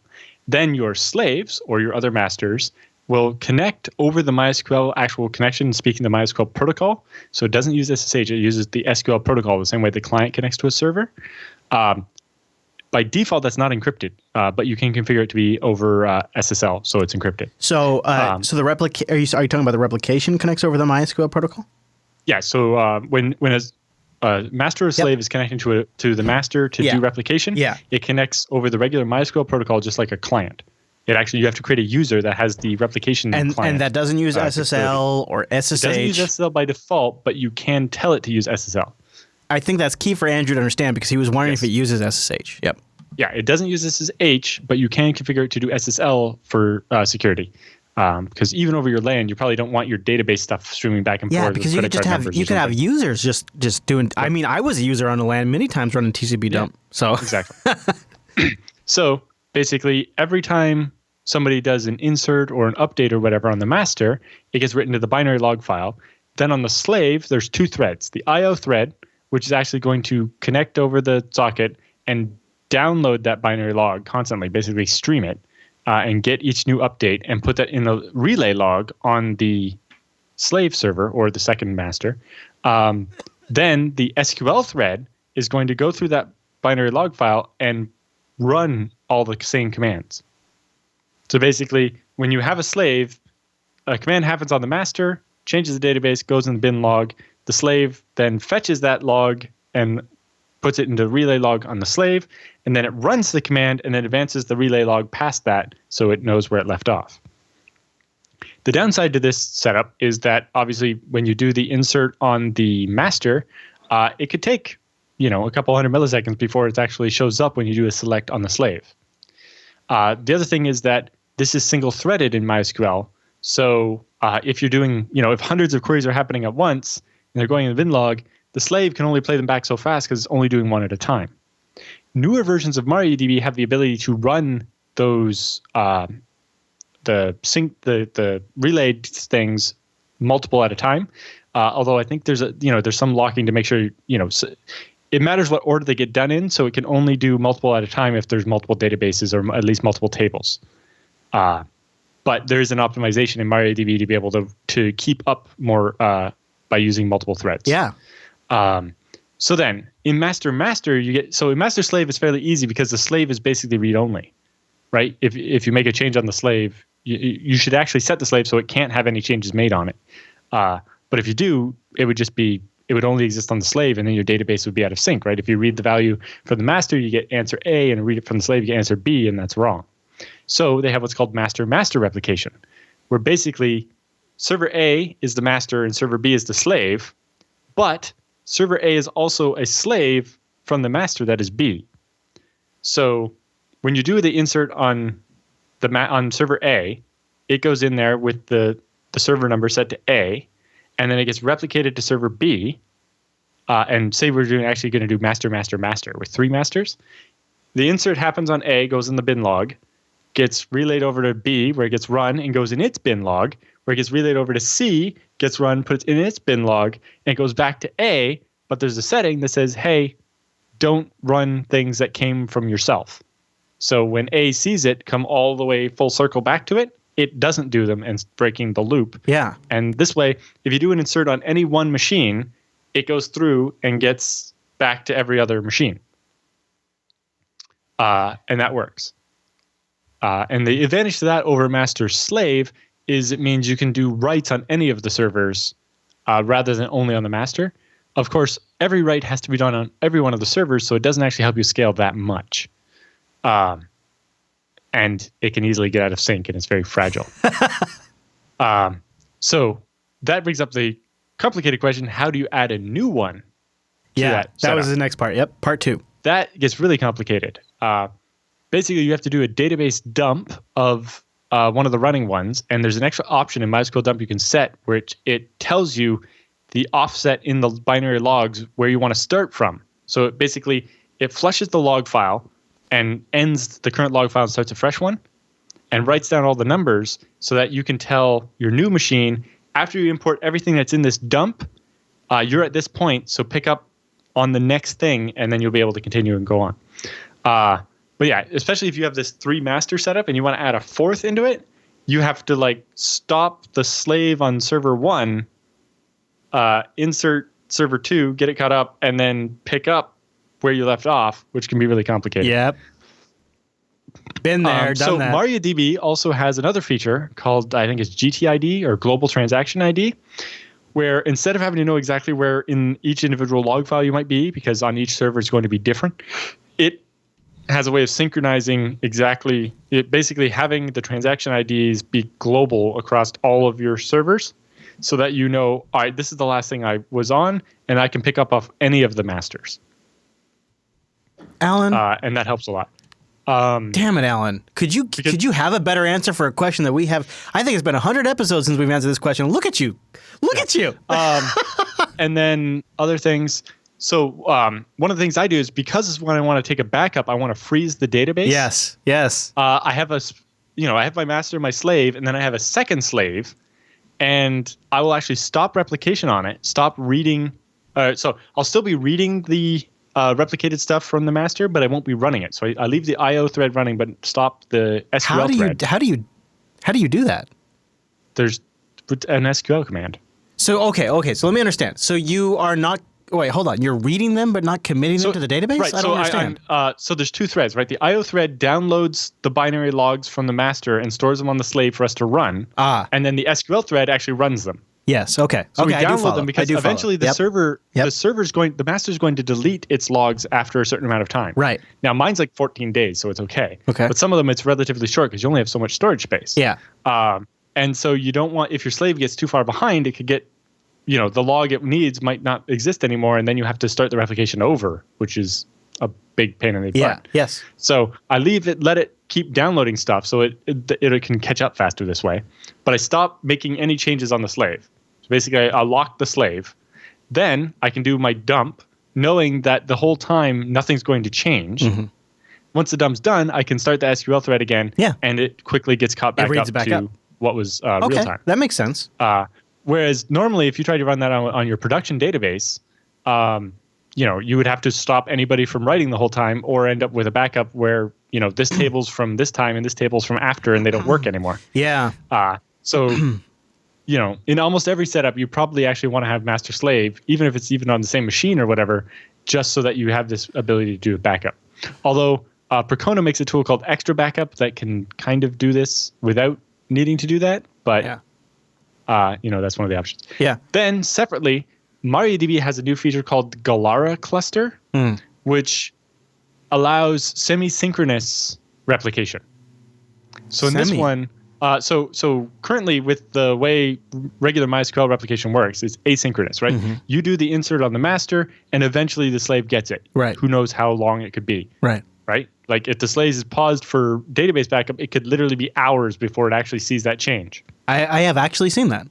Yeah. Now, if you did fully synchronous replication, that means when you do an insert, the command wouldn't return and let the website or the application continue until every single server in the cluster had that.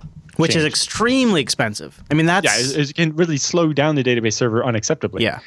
So with the Gallara cluster, you have the ability to basically wait until it's synced into RAM on all the nodes, but not necessarily on disk. Okay. So that, the nodes will eventually write it out to disk and be safe, but, you allow the application... You consider if it's in RAM good anaugh. Yeah. Because if the machine loses it, its replication pointer will be the command before, and it will redo that command that it lost. Right. And so it should never get out of sync.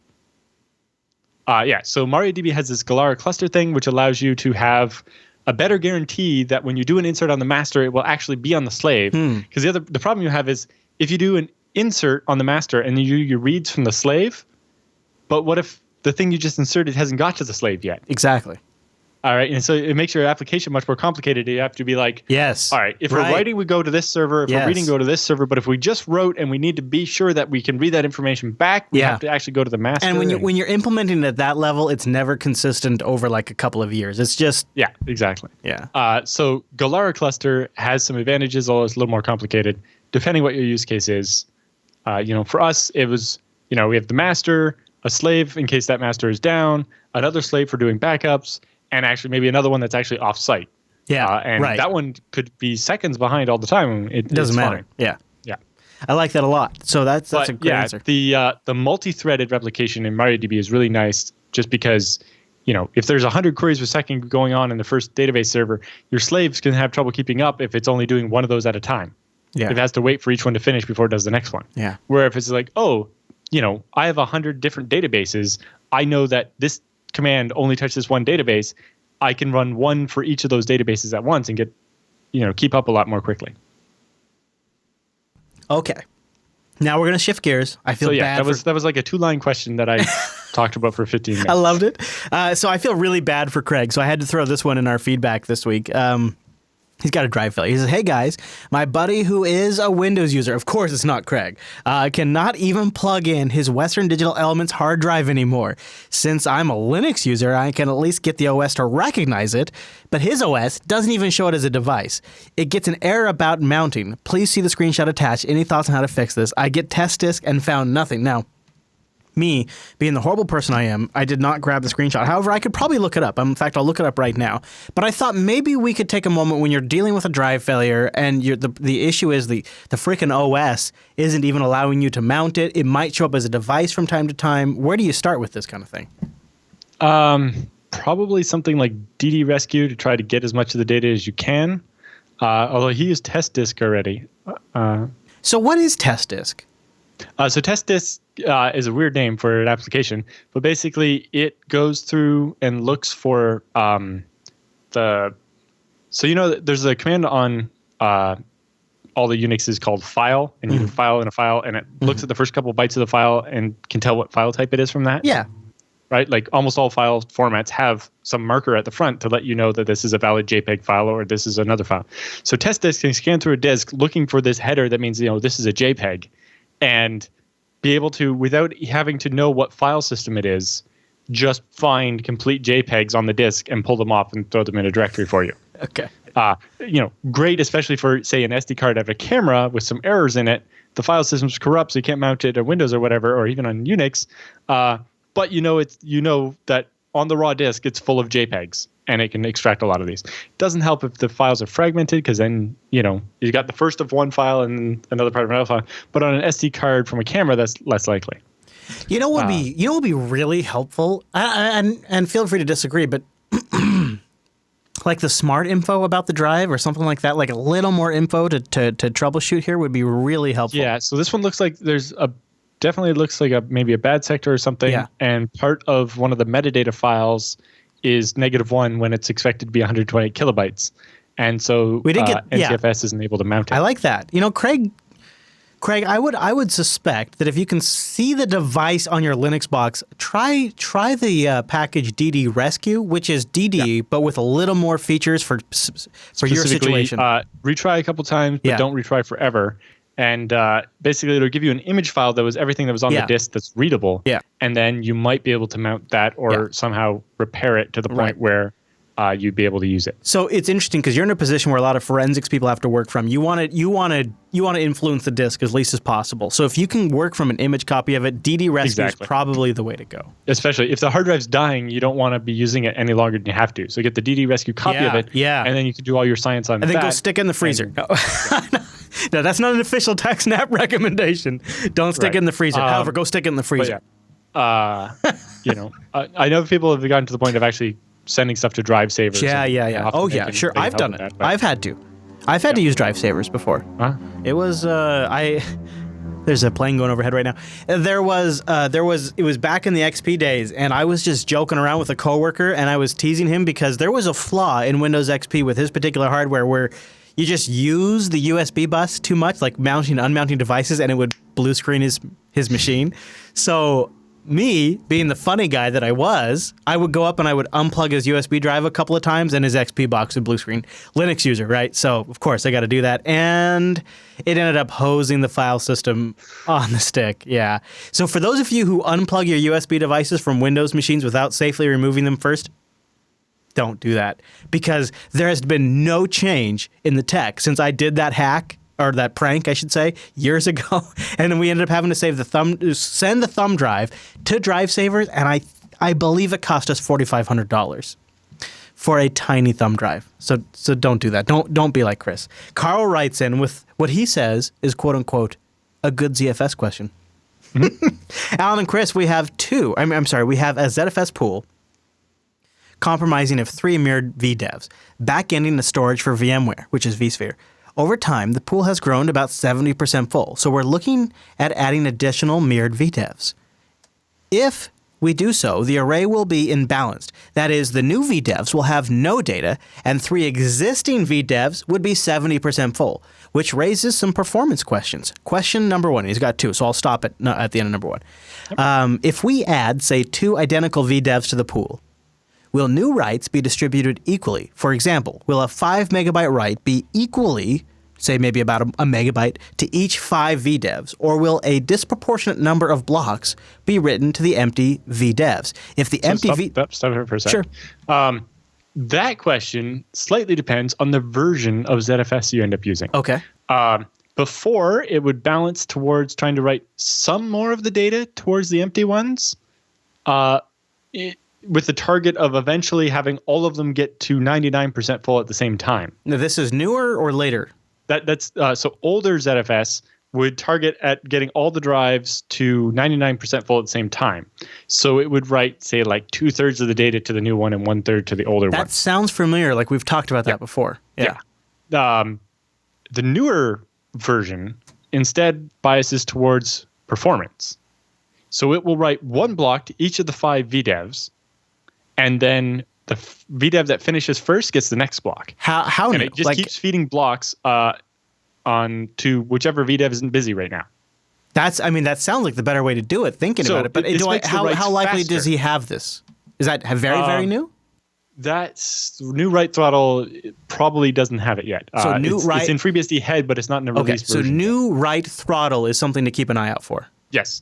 So with that one, it will write the data as fast as possible, not caring about how full the VDEVs are. I like it. Now, because of fragmentation, the more full VDEVs will be slower, even if they're all exactly the same hard drive. Okay.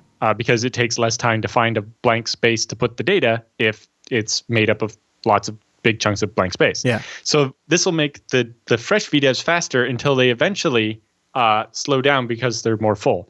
So at first, they'll get even more of the data, and then slowly they'll get more and more close to the same amount of data.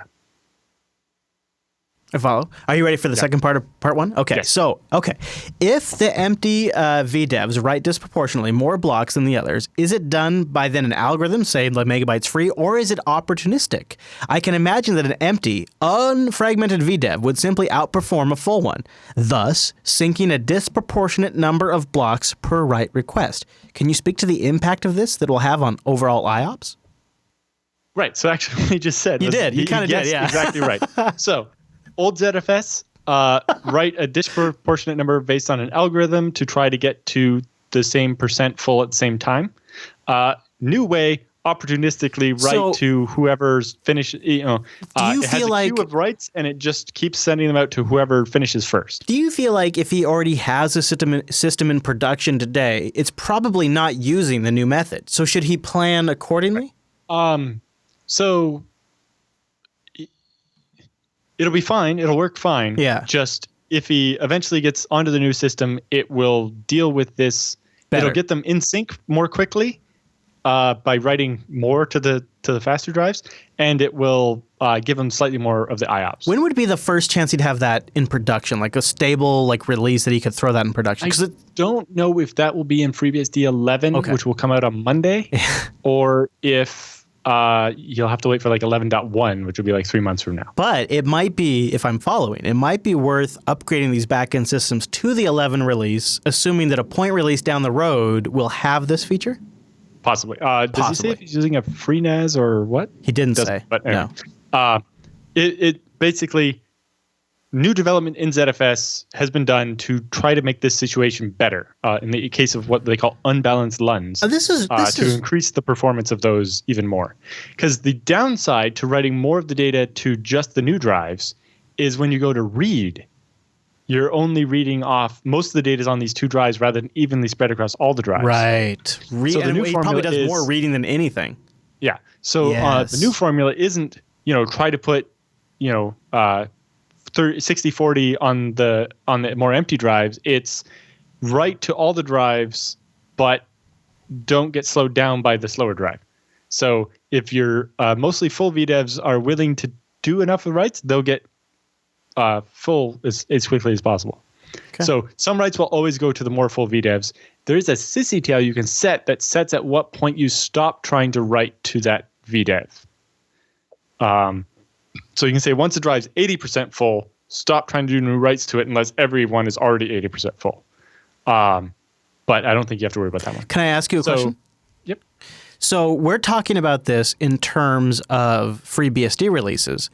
But if I understand correctly, would this be a feature set flag that would eventually be part of this one? It doesn't change the on-disk format, so it's not going to be a feature flag. Okay. But it is in the head version of Illumos now and in the head version of FreeBSD.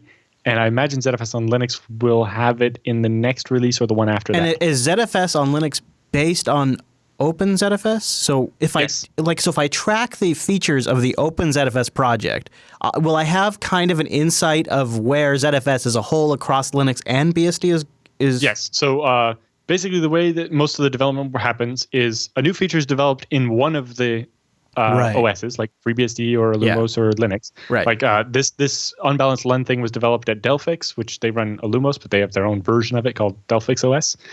Whereas the upcoming ZFS encryption that does it like per file system with different keys, that's coming from Linux. And other features come from FreeBSD or whatever. Yeah. So they exist there first, then they get upstreamed into the OpenZFS repo, and then all the OSs pulled them down from there. So yes, Linux is definitely getting caught up and will likely have these features in relatively short order as well. All right, so it sounds like it's coming soon. All right, so here's part two. Short of removing all the VMs from the pool and then moving them back, is there a way to force an immediate rebalancing of the pool in place? And again, thanks for in advance for the great program and helping to promote and demystify this incredible file system. Boy, isn't that true?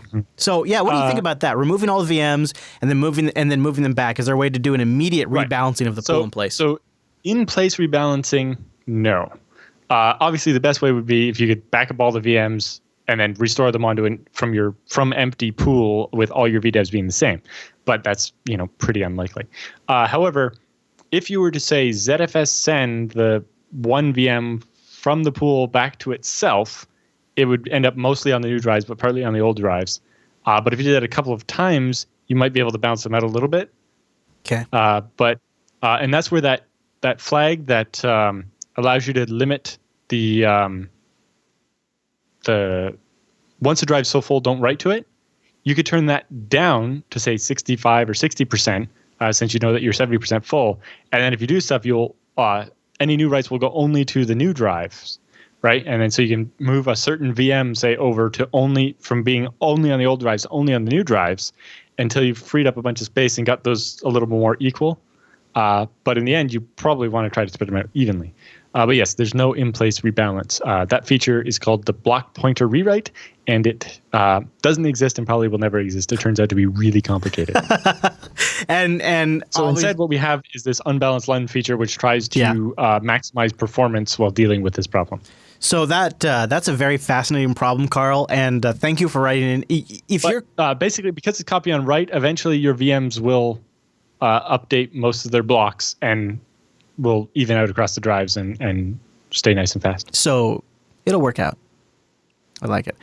Carl had a great question. If you have a great question, even if you have a question you're not sure is as advanced as Carl's, but you still want to get that problem solved, go over to jupiterbroadcasting.com/contact and email your free tech support, techsnap@jupiterbroadcasting.com. Also, if you didn't hear your question... It's not tech support. It's like high-end consulting. You know what?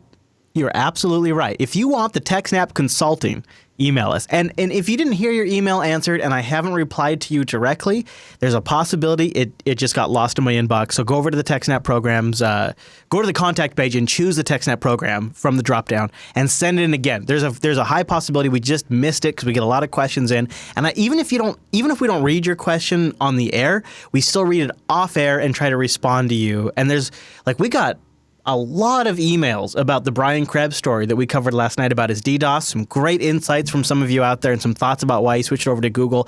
That stuff's also appreciated. Even if we don't read it on the show, it still informs our discussion overall. So you can find that at the contact page. Also, why not check out the subreddit? That's a great place to leave feedback too, techsnap.reddit.com. But with the feedback all done, that means it's time for the TechSNAP Roundup.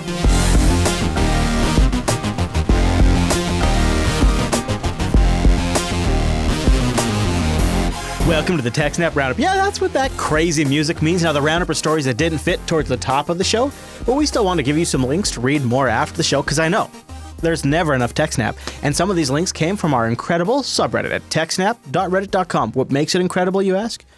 Well, that's the header image, techsnap.reddit.com. And our first story came from that subreddit, and you've probably heard about it. An NSA contractor has been arrested in a possible new Edward Snowden-style theft of secrets. Now, this guy worked for Booz Allen Hamilton, I think is the name. Yep, which is the same company that Snowden worked for. It is. Yes. And apparently this contractor had documents in his car, in his home. He was 51 years old, and he was arrested during an FBI raid on his home on August 27th. And it sounds like it would have been a big deal, but they stopped it before it became a big deal, possibly. Mm-hmm. However, the timeline's they don't know odd. for sure if he'd give it to anybody, right? Yeah, the timeline's a little odd. It is, but I don't know. It is sort of interesting from like what could we possibly have learned standpoint. You know what I mean? So yeah. I think it's worth noting on the TechSNAP program. It'd be really interesting to see the NSA's paperwork and all the documents they've generated post Snowden on, Snowden and related things. And preventing a Snowden-like thing from happening again. They are probably way more proactive than they even were then, which is probably saying something. So how about this one? If you got a D-Link router, I think this might only apply to the ones that are LTE D-Link routers. They're talking about one specific model in this case. It's got a backdoor, and this sucks.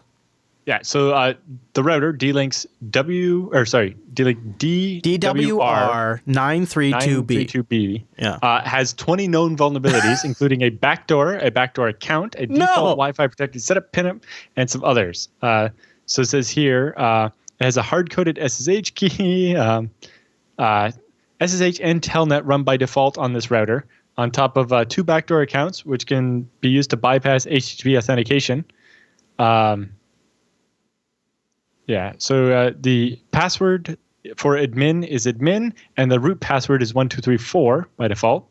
In addition to the backdoor accounts, a backdoor in the device's software also exists, so even if you change those 2 passwords, if an attacker sends the string HELLODBG, or hello debug, to the router's UDP port, it allows root access to Telnet. The router also suffers from a hard-coded PIN for Wi-Fi protected setup that can be gathered from either the router's app management program or the host AP configuration tool.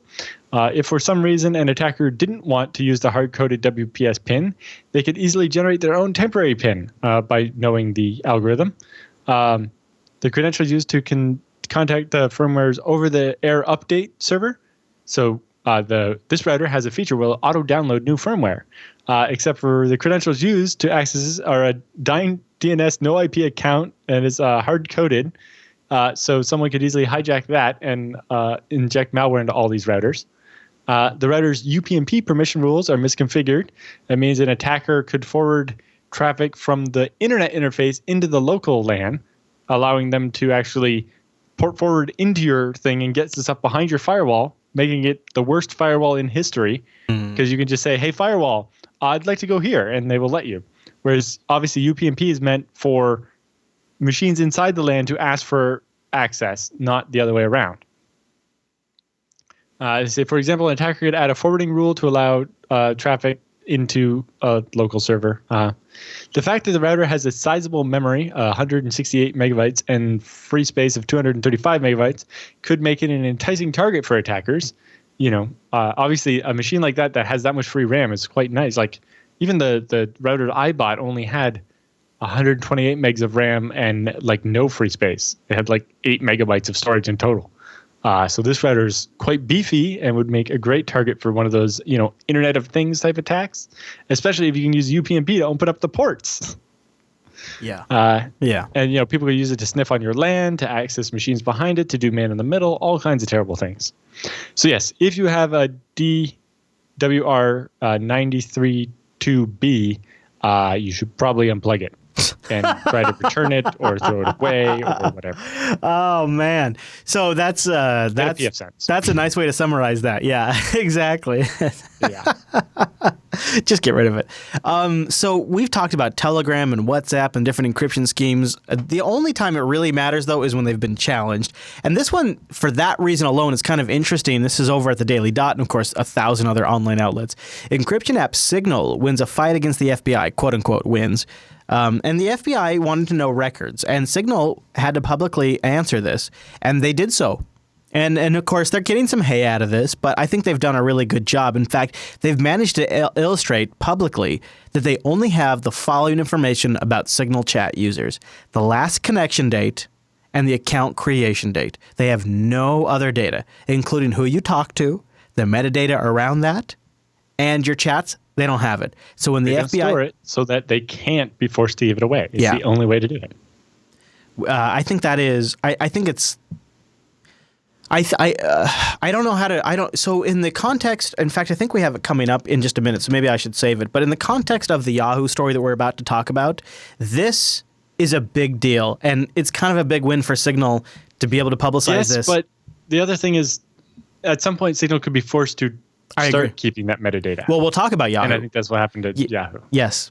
Yes, well put. All right, so do you want to, first, before we get there, though, do you want to talk about this CVE 2015-8960? Rolls right off the tongue. Yes.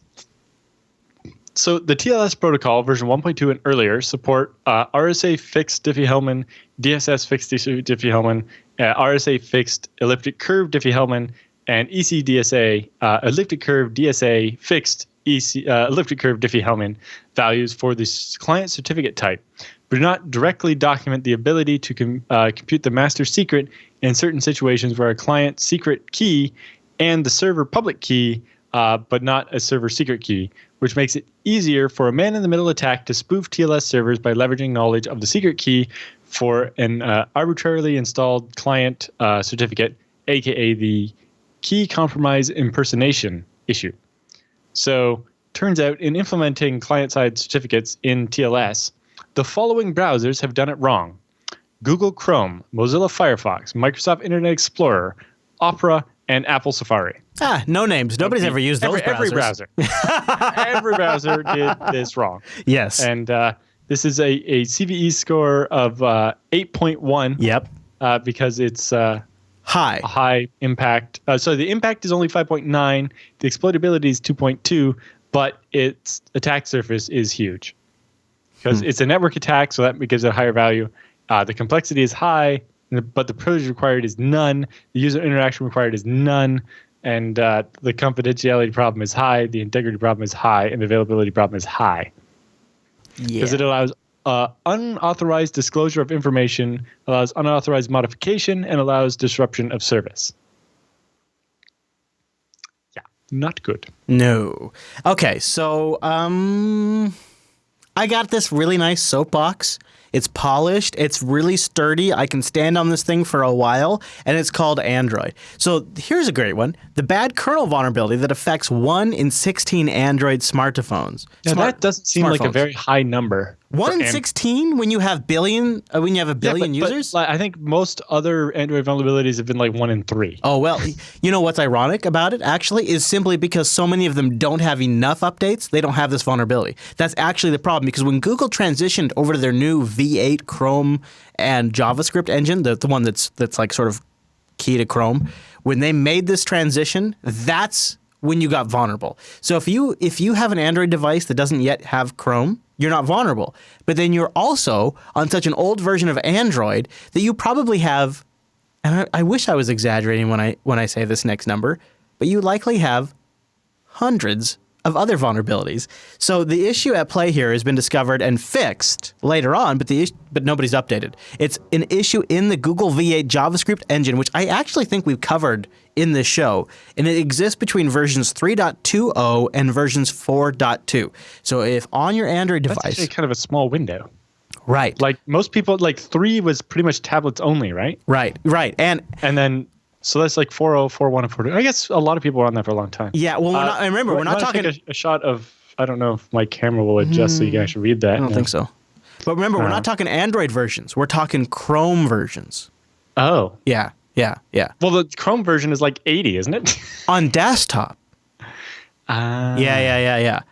Yeah, I agree. It's confusing. But yeah, there you go. Can you Now my almost? phone turned off. Oh. Damn it. 1 sec. And you have the 6, right? Which is Yeah, a this is the monster in Nexus size. 6. Yeah, there you go. Okay, now it's working. Yeah, now it's working. You see the patch level there? Barely. Hold on 1 sec. Where's the auto? So there's the 6, version 6.01, October 5th, 2016 patch level. Yep. Yep. So you're current as of yesterday. Yeah.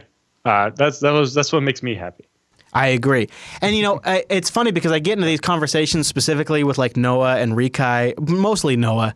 And for Noah, he's okay with a piece of hardware that, like, say he buys a Samsung S6 that doesn't get updates for 6 months. He's totally fine with that. And for me, I want a month. I look at Android as a Linux user. And as a Linux user, I understand that there's constantly shit thrown at Linux and there's constantly fixes being deployed in Linux. And if you're not running a semi-modern kernel or you're not getting active backports, you're vulnerable. Period. That's the choice you make. This is definitely active backport. Yeah, exactly. Android Yes. kernel is 3.10.40. So I'm okay with that. If you productize Linux and you fork it in a sense, and you're shipping a product that's based around a certain version of Linux and the kernel and the packages, I'm okay if you backport and you do it right. And let's be honest, Google has proven to have a good security record here. They obviously know what they're doing. If they backport it properly and they supply the fixes, I think if you understand how all of this stuff works and you don't have an Android device that gets active security updates, you are electing to just not care about a significant issue that's in your pocket. I just can't see it any other way. Yep. And that's why both of us, when we have Android devices, we run Nexus devices. Yep. But, Google's come out with the Pixel, and it's already been revealed there's going to be a bunch of Pixel-specific things. So there looks like they're trying to kill off the Nexus line. They actually, I think in an interview they did say that they are not going to continue the Nexus line. Now, if the Nexus line means the Pixel line, and in a couple of years, all it takes is some vendor to decide that they want to target people that know how to use computers and want a secure phone to make a Nexus-like device. Hell, how much money can you make making a new phone and being like, we promise we'll do a security update every 2 weeks? I know. I wonder even if it's full of nonsense and doesn't actually do anything. Will my Nexus 6P get 4 to 5 years of updates now that they've launched the Pixel program? 4 to 5, probably not. No, the iPhone does. The iPhone does. That seems to be the industry standard. I don't think they go that far on the iPhone. Do they? I don't know either. You might be wrong, but I do know that the iPhone. I think 3 years is I think enough. Hold on a second. iOS 10 compatibility. Let's take a look here, right? Because I think it's the 5 or the 5S that still support. Those aren't that old. Well, kinda is. It kinda is. So the iPhone 5. All right. So the iPhone 5 can currently now. Would you want to install the latest iOS? A 5S is exactly 3 years old. A 5S. So yes, a 5 was announced September 2013. So then a 5 would be 5 years old? No, 4. 4. It came out September 21st of 2012. Yeah. Okay. Yeah. So your iPhone 5 is less. Unless you bought it the day it came out, it's not quite 4 years old yet. Well, most Apple users probably did. Let's be honest. But I mean, I guess my point is, if Apple can ship updates for, what'd you say, 4 years? Yeah. So that would be I'd say that should be the benchmark of the Pixel, right? Sure. Don't you think? Yeah. Why can't Google, with all of their engineering, all their software expertise, why can't they do better than Apple? Apple's a hardware company. Yes, but iPhone has, like 4 devices they have to support? And Android has how many hundred different but how models? many Pixel devices are there? That's what I'm talking about. Pixel devices. They should be able to do this. Software is a little more generic. But, so I had an old Nexus S, and it was fine, and it got updates until they did one too many updates where the software was so slow that Google Maps would hang and stop giving me directions. That sucks. It's the problem, right? So eventually, the OS gets to the point where it expects more RAM than your old phone has. Yeah. Yeah, you got to cut it off at some point, right? Yeah, and I think 3 or 4 years is good. Like, obviously, we can't have people forcing you to buy a new phone every year or something, especially if they're going to want $1,000 for the phone. Yeah, I feel like 3 years is good. 4 years is nice to have. Yeah, that seems reasonable for a phone. I agree. All right, so we'll see. So the Memo has an article on this high-tech card that is being rolled out by French banks to eliminate fraud altogether. Well, Kill fraud, Alan. Altogether. Come on. Not altogether. I doubt it. And apparently these are also already out in Poland. But these are credit cards where the CVV number on the back, the 3-digit code on the back, it changes automatically once an hour. It's like the little RSA tokens. Oh, yeah, it is. I think there's a picture, a video of it. One of the other pictures in the article, I think. Okay, I'll scroll down. But there it is. And you can see that number. Oh, yeah, like the changes. PIN code, like the security CVV code. Yeah. Now, people aren't supposed to store these in a database, so when a database of credit card numbers get stolen, they don't ever have this number. But that doesn't actually happen. So this would be a way to actually prove that you have the card in your possession because that number changes so frequently. I think I don't know how frequently it actually is. I think it's once an hour, but that would if you're doing online transactions and the person actually has the right number, you can be reasonably sure the card's not stolen. I've been really disappointed with the chip and pin rollout in the U.S. because here's the thing: the card reader either supports chip and pin. And when it doesn't, I just swipe my card. And today I bought gas. I didn't have to supply my chip. I didn't have to supply my PIN. I just swipe my debit card and I'm buying gas. Well, would you rather the card didn't work if the gas station had updated their... because in the case of the gas station, they would actually have to replace their pumps. Yeah, I know. I would. Do this. I would like them to... You might be able to have your bank set a flag for that. I would like when I say multi-billion, I'm undershooting. I would like the multi-billion-dollar Chevron Corporation to have to go out to all of their pumps and update their card readers. I would. I wish that could have happened. I do wish that could have happened because it seems like to me the fact that I can just swipe my card and not supply my chip or my PIN leaves a fundamental vulnerability in the system that... Why wouldn't I just exploit that? Of course, the problem is that I forget which state, but a judge in some state just authorized a class action lawsuit from small vendors against the banks for forcing them to upgrade to chip and PIN. I honestly would rather they force me to use my phone. Anything other than the existing system. It's so now all I have is the inconvenience of chip and PIN without the security of chip and PIN.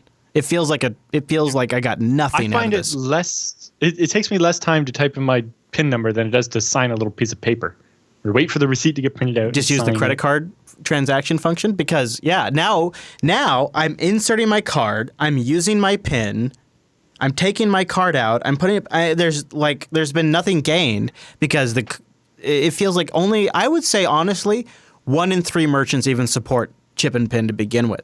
So right, whereas in Canada and Europe, everywhere does. Yeah. If I'm spending less than $50, half the time I just tap and don't even deal with the other stuff. Yeah, that'd be nice too. So this one's kind of funny, and it's actually making a lot of headlines today right now as we record. The freemium service, as you could call it, of Spotify is dropping malware on users' browsers. It's pretty alarming. Probably not. Go ahead. Specifically. I've only read the beginning bit, so go ahead. Yeah. Well, I haven't read it either, but I'm assuming it's just the ad network dropping stuff. Yeah, well, they say that... it's collecting personal private data. What? Yeah. Spotify, the free software, started launching malware on Macs using Safari on its own. So they would go to launch you to an advertiser, but instead of an advertiser's page, it's a page that has malware. So in this particular case, it was the ad network that was the problem, not necessarily their software. They weren't doing it on purpose. No, of course not. Ad network was firing. I'm sorry if I gave that impression. No. In fact, the entire reason... making sure users understood that Spotify isn't purposely trying to infect you. They're just using an advertising network that has bad stuff in it, which basically every advertising network does, and we should shame the advertising networks into submission. And it's something we talk about all the time as a threat vector on the show. Yep. So I just wanted to mention it because it's happening to people who use frickin' Spotify. I think that's awful. Yep. All right, so how about this one? Hack warnings prompt a cybersecurity quote-unquote fatigue. Like all of these, Russian hackers. Basically. Yeah. Of course. Emails again. I agree, Alan. I think this is actually a problem. It's basically, this stuff happening constantly has got people to the point where they just don't care. In particular, I guess it's not actually in the roundup, so we haven't really talked about the Yahoo thing. But turns out their stock has not lost any money because of this, because it's to the point now that nobody is like, so you're like number 120 in line with whatever. I think Yahoo stock got a boost from the fact that the numbers were out to how many users they still actually had. This was the number one thing I was worried about. From a content perspective, when we started talking about the Snowden leaks, is I've always been worried about fatigue, because literally we're talking about a private company that was compelled by the United States government to alter their spam filter, to monitor communications in real time, domestic communications in real time on behalf of a government agency. That's fascism. That's what we're talking about here. But we've gotten so used to it that it doesn't seem like a big deal individually. And you know what else is, of course, other companies have made these same changes. So I agree. And the BBC News is picking up on this. There is a bit of a fatigue. And then, of course... Well, it's just like, password resets. At some point, you're just like, again, yay. Mm-hmm. Right? It's kind of unfortunate. And then there's these things, like these big outages that hit the whole East Coast over here. I guess there was a major outage that knocked out all major phone providers on the East Coast. Level 3, AT&T, Comcast, Verizon, Sprint, Vonage, US Cellular, Time Warner, Charter, all out. Did you get hit by this at all? No. Yeah, I guess it must have been at the border. And then, of course, T-Mobile was making hay out of it. But T-Mobile had some issues. In fact, T-Mobile customers were struck by it because the backbone they're connected to was having issues. So the landlines, T-Mobile customers that have the T-Mobile landline, out. Man, that's I guess we didn't throw this one in the roundup, but then there's Verizon saying, we will fire any of our technicians who try to repair copper lines instead of switching people to the copper to mobile. What are your thoughts on that? I thought about throwing that in the roundup. That's pretty terrible. It is. It proves that they're actively not maintaining their network. And they're trying to, and it's like, the problem is that those wireless things fall over much easier, especially during an emergency. Yeah. And, people that depend on it for monitoring of their pacemaker or their home security system and things like that, the wired phone line is the better solution. Yeah. I'll tell you the other thing that's kind of like a little bit of salt in the wound, because that's really, it could stand on what you just said alone. But the salt in the wound, the sprinkles on top, is that these companies have been awarded ginormous tax write-offs to lay this infrastructure down. The U.S. consumer in taxes has paid for all of this infrastructure, and now these companies, so it's publicly funded infrastructure that these companies made millions off of, and they're now just deciding, we're not going to maintain it anymore. They got paid for it. We want to spend the money on the other infrastructure. They got paid for it. They got tax write-offs, and now they're just going to say, we're not going to maintain it anymore. We don't got to. Yeah. All right, pick me up with this Unix recovery legend. What's this about? This classic article here. Yes. So this is if you've ever RF / or star before, this is a great story of how they got it back. So basically, it's like, have you ever left your terminal logged in only to find when you come back that a supposed friend had typed RM minus RF / star to delete your home directory, and was hovering over the keyboard with threats along the lines of "Let me $5 till Thursday, or I'll erase all your files," things like that. He says it was a quiet Wednesday afternoon, and 1st of October, to be precise, when Peter, an office mate of mine, leaned away from his terminal and said to me, "Mario, I'm having a little trouble sending an email." Knowing that the message was capable of confusing even the most complicated or competent people, he sauntered over to the guy's workstation. It's a strange error message. He's like, "Can't access /foo/bar for user 147." And he's like, my first thought was, well, who's user 147? And it goes on. Turns out they had accidentally deleted /etc and /bin. So when you type ls, not found. There's no ls command anymore. And eventually he managed to use echo star to use the shell to expand the star to the list of files and get a basic list of what the files are. And stuff. And then he's like, so we have a tape backup, but we don't have the etc restore file to actually restore from. And we don't have the mknod utility to actually make the device entry to let us access the tape drive, and so on. And so it goes through the story of getting this machine back up, which eventually apparently involved writing a bit of assembly code to reconcoct the stuff to create the etc directory and put all the files back so that they could actually run the restore. But anyway, it's a great example of old-fashioned Unix wizardry. Yeah. It's definitely worth a read if you're interested in Unix at all. And no flash required, no fancy bits. It's just a nice, clean, plain read. All right, so I thought this would be a funny one. So as we're wrapping up the roundup, a couple more links here, and this one, what the hell? What the actual hell? It's like it's 1999. There is a flaw in these Linux embedded machines where if you have them connected to the phone line to like receive fax, you know, like, okay, picture it. You got an Epson all-in-one printer. It's got a fax, scanner, and print function, and you have it plugged into your phone line. Turns out it's 1999 all over again, and there could be a custom hack that allows these machines to get owned over dial-up. Yeah, I like this Register article because it starts with "Party like it's 1999, freakers."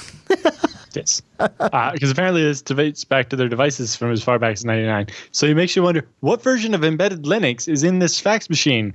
They've been shipping this model since 1999. I mean, who even knew about Linux back then? A very small percentage of people. Well, I did. Yeah, I know. I did too, but not a lot of people. Epson apparently was one of them, I guess. Yeah. Kind of hilarious. And then this last one. So this came up. We were on our Twitter talking about something or other, and I was getting annoyed because when I talked to FedEx the other day, you know, they were reading out the confirmation code or whatever, and it was like E as in elephant. I'm like, what are you doing? So this they have here the phonetic alphabet for assholes. So instead of, you know, something like the NATO phonetic alphabet that works in every language, they purposely picked words that don't sound like the letters they're spelled with, like F as in phonetic, which is spelled PH, right? Or E as in eye, as in your eyeball, but it sounds like the letter I, right? Or C as in Q, which just sounds like the letter Q, not like a pool Q. Yeah. Or even H as in honor. Yeah. Or Ooh, U as in Uber, W as in right.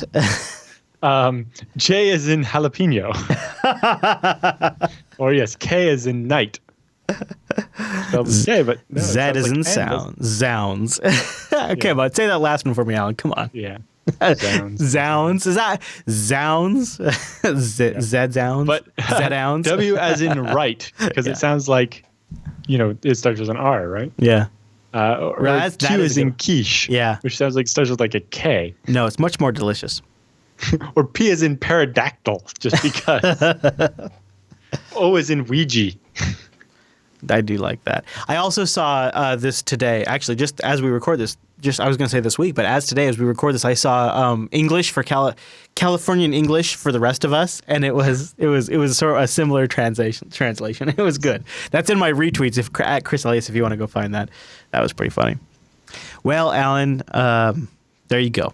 That is the TechSNAP program in a nutshell. JupiterBroadcasting.com/show/TechSNAP if you want to find all our previous episodes. But just go to the main website. You'll find the latest TechSNAP and then subscribe via RSS and then download all of it. And you can just binge like a maniac. And don't forget that BSD Now program if you want more Jude in your face. And there's another Chris, spelt with a K, joining him for that particular program. Anything else we need to cover this week? That's it for the show. All right. Find out when the all done. Find out when the TechSNAP program is live over at jupiterbroadcasting.com/calendar and then watch it over at jblive.tv. Don't forget to send us your feedback, jupiterbroadcasting.com/contact and techsnap.reddit.com. Okay, everybody, thanks so much for tuning this week's episode of TechSNAP, and we'll see you right back here next week.